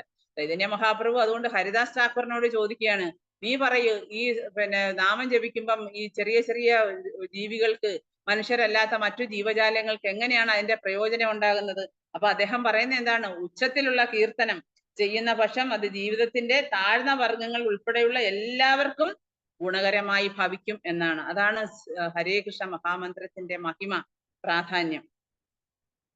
ജഗദ്വ്യാപിയാമോരഹബേ പുണ്യ ഹബേ പുണ്യഘാതി സുഹിഹയ്യ ലോകമോര ഹബിബേഘ കീർത്തി.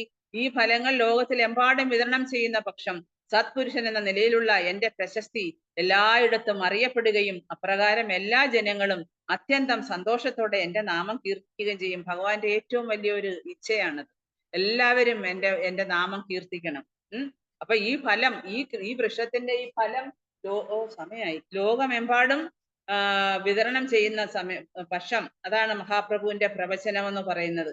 അപ്പം ചൈതന്യ മഹാപ്രഭുവിന്റെ പ്രവചനം ഇപ്പം യഥാർത്ഥത്തിൽ അത് എല്ലാം അർത്ഥവത്തായി വരികയാണ്. കൃഷ്ണാവബോധ പ്രസ്ഥാനം ഇപ്പൊ ഭഗവാന്റെ ദിവ്യനാമമായ ഹരേ കൃഷ്ണ മഹാമന്ത്ര കീർത്തനത്തിലൂടെ ലോകമെമ്പാടും വ്യാപനം ചെയ്യപ്പെട്ടുകൊണ്ടിരിക്കുന്നു. അതുപോലെ ഒരുപാട് കഷ്ടപ്പെട്ട് ജീവിക്കുന്ന ആൾക്കാരുടെ, അതായത് ആശയക്കുഴപ്പത്തിലായിരിക്കുന്ന ഒരുപാട് ജനങ്ങള് ഇപ്പം ദിവ്യമായ ആനന്ദം കണ്ടെത്തുന്നു. നമുക്ക് തന്നെ നേരിട്ടറിയാം, ഒരുപാട് ആൾക്കാർ ഒരുപാട് പ്രശ്നങ്ങളിലും ഒരുപാട് ദുഃഖത്തിലും ഒക്കെ കിടന്നവർ ഹരിനാമം ജപിക്കാന് ശേഷം അല്ലെങ്കിൽ കൃഷ്ണാവബോധത്തിന് വന്നതിന് ശേഷം അവരുടെ ജീവിതം എല്ലാം ധന്യമായി. അവര് തന്നെ നമ്മളോട് അവരുടെ റിയലൈസേഷൻ പറയാറുണ്ട്. അപ്പൊ ഈ പ്രസ്ഥാനത്തിന്റെ പരമോന്നതമായ പ്രയോജനത്തെ അനുഭവിച്ച് അവർ അംഗീകരിക്കുകയാണ്. ചൈതന്യ മഹാപ്രഭുവിന്റെ കാരുണ്യം മാത്രമാണിത്. അപ്പൊ അവിടുത്തെ പ്രവചനം ഇപ്പോൾ സഫലമായി കൊണ്ടിരിക്കുകയാണ്. സമചിത്തരും മനസാക്ഷിയുള്ളവരും ഈ മഹാപ്രസ്ഥാനത്തിന്റെ മൂല്യത്തെ പ്രശംസിക്കുന്നു. അപ്പൊ അത്രമാത്രം ഈ ഹരേ കൃഷ്ണ പ്രസ്ഥാനം, ഇപ്പൊ നമുക്ക് ഒരുപാട് മറ്റുള്ള ഓർഗനൈസേഷൻസ് ഒക്കെ ഉണ്ട്. പക്ഷെ ഹരേ കൃഷ്ണ എന്ന് പറയുന്നത്, പക്ഷെ എല്ലാവർക്കും വരാൻ പറ്റാത്ത കുറെ പ്രിൻസിപ്പിൾസും കാര്യങ്ങളും ഒക്കെ ഉണ്ട്. പക്ഷെ ആ വന്ന നാമം ജപിച്ച് ആ ഹരേ കൃഷ്ണ മഹാമന്ത്രത്തിന്റെ ആ മധുരിമ അല്ലെങ്കിൽ അതിന്റെ ആ മാധുര്യം ഒന്ന് നുകർന്നു കഴിഞ്ഞാൽ ഒരിക്കലും ആരും ഭഗവാന്റെ പാതാരവിന്ദങ്ങളെ വിട്ടുപോകത്തില്ല. ഭഗവാന്റെ പാതാരവിന്ദങ്ങളിലെ അമൃതം ഒരു പ്രാവശ്യമെങ്കിലും രുചിച്ചവന് പിന്നെ എങ്ങനെ ഭഗവാന്റെ പാതാരവിന്ദങ്ങളെ ഉപേക്ഷിക്കാൻ കഴിയുമെന്നാണ് ആചാര്യന്മാർ ചോദിക്കുന്നത്. അപ്പം ഹരേ കൃഷ്ണ മഹാമന്ത്രത്തിന്റെ മഹിമ, അതുപോലെ ശ്രീ ചൈതന്യ മഹാപ്രഭുവിന്റെ പ്രയത്നം ഓരോ ജീവാത്മാക്കളെയും ഈ ഭക്തിയുടെ വൃക്ഷത്തിന്റെ ഫലങ്ങൾ കൊടുത്ത് അവരെ ഭൗതിക ലോകത്തിന്റെ ക്ലേശങ്ങളിൽ നിന്നും, ചളിക്കുണ്ടിൽ നിന്നും, കെട്ടുപാടിൽ നിന്നും അവരെ മോചിപ്പിച്ച് അവരെ എവിടുന്നാണ്, ഏത് തലത്തിൽ നിന്ന് ഏത് തലം വരെ അവരെ ഉയർത്തിയെടുക്കാൻ പറ്റും എന്ന് ആലോചിച്ച് നോക്കി. അതൊക്കെ ഒരു സാധാരണ സംഭവിക്കുന്ന കാര്യങ്ങളല്ല. ജന്മങ്ങൾ എടുക്കേണ്ടി വരും. പക്ഷെ ഒരൊറ്റ ജന്മത്തിൽ തന്നെ, ഒരേ ഒരു ജന്മത്തിൽ തന്നെ ആ ഓരോ മനുഷ്യരും, ഓരോ ജീവാത്മാക്കളും ആ ഭൗതികതയുടെ കെട്ടുപാടുകളിൽ നിന്ന് മോചനം നേടി ഭഗവാന്റെ പാതാരവിന്ദങ്ങളെ ആശ്രയിക്കുന്നത് ചൈതന്യ മഹാപ്രഭുവിന്റെ ഏറ്റവും ഔദാര്യ കാരുണ്യമായിട്ടുള്ള ഹരേ കൃഷ്ണ മഹാമന്ത്രത്തിന്റെ ശക്തി കൊണ്ടാണ്.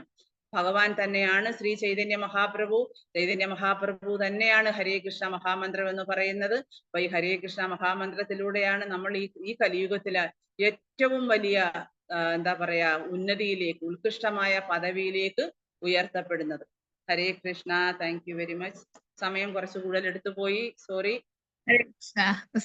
സാരമില്ല മാജി, ഒന്നും കുഴപ്പമില്ല. ഹരേ കൃഷ്ണ. താങ്ക് യു മാജി. ഹരേ കൃഷ്ണ. Thank you. ഹരേ കൃഷ്ണ. പ്രണാം മാതാജി. ഹരേ കൃഷ്ണ. പ്രണാമം. ആർക്കെങ്കിലും എന്തെങ്കിലും ഉണ്ടോ? പ്രണാമം. ഹരേ കൃഷ്ണ മാതാജി. പ്രണാമം മാതാജി. ഹരേ കൃഷ്ണ. ഹരേ കൃഷ്ണ. ഹരിബോൾ. കൃഷ്ണ മാതാജി. വിഷയങ്ങളൊന്നും പ്രണാമം. ഇല്ലല്ലോ ആർക്കും?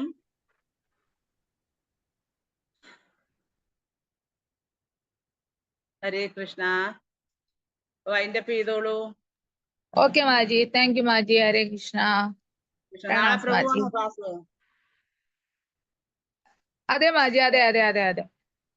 അപ്പൊ പ്രഭുവിനോട് ഞാൻ പറഞ്ഞോളാം കേട്ടോ ശ്ലോകം. ഓക്കെ മാജി, ഓക്കെ. എനിക്കിവിടെ ഒന്ന് മെസ്സേജ് ഇട്ടേക്കണേ മാജി. ഞാനിപ്പൊ തന്നെ പറയാം. അതായത് ആ. ഇനി എടുക്കേണ്ടത് 41-ാമത്തെ ശ്ലോകമാണ്. 40 വരെ ഓക്കെ എടുക്കും. മാജി. 33 to 41. ഇനിയിപ്പോ 40 വരെയാണ്. 41 മുതല. ഓക്കെ മാജി. Hare Krishna. Thank you. Hare Thank Krishna. you, വാഞ്ചകൽപതരോഭ്യശ്ച കൃപാസിന്ധോഭേവച പതിതാനാം പാവനേഭ്യോ വൈഷ്ണവേഭ്യോ നമോ നമഃ. അനന്തകോടി വൈഷ്ണവവൃന്ദ की जय.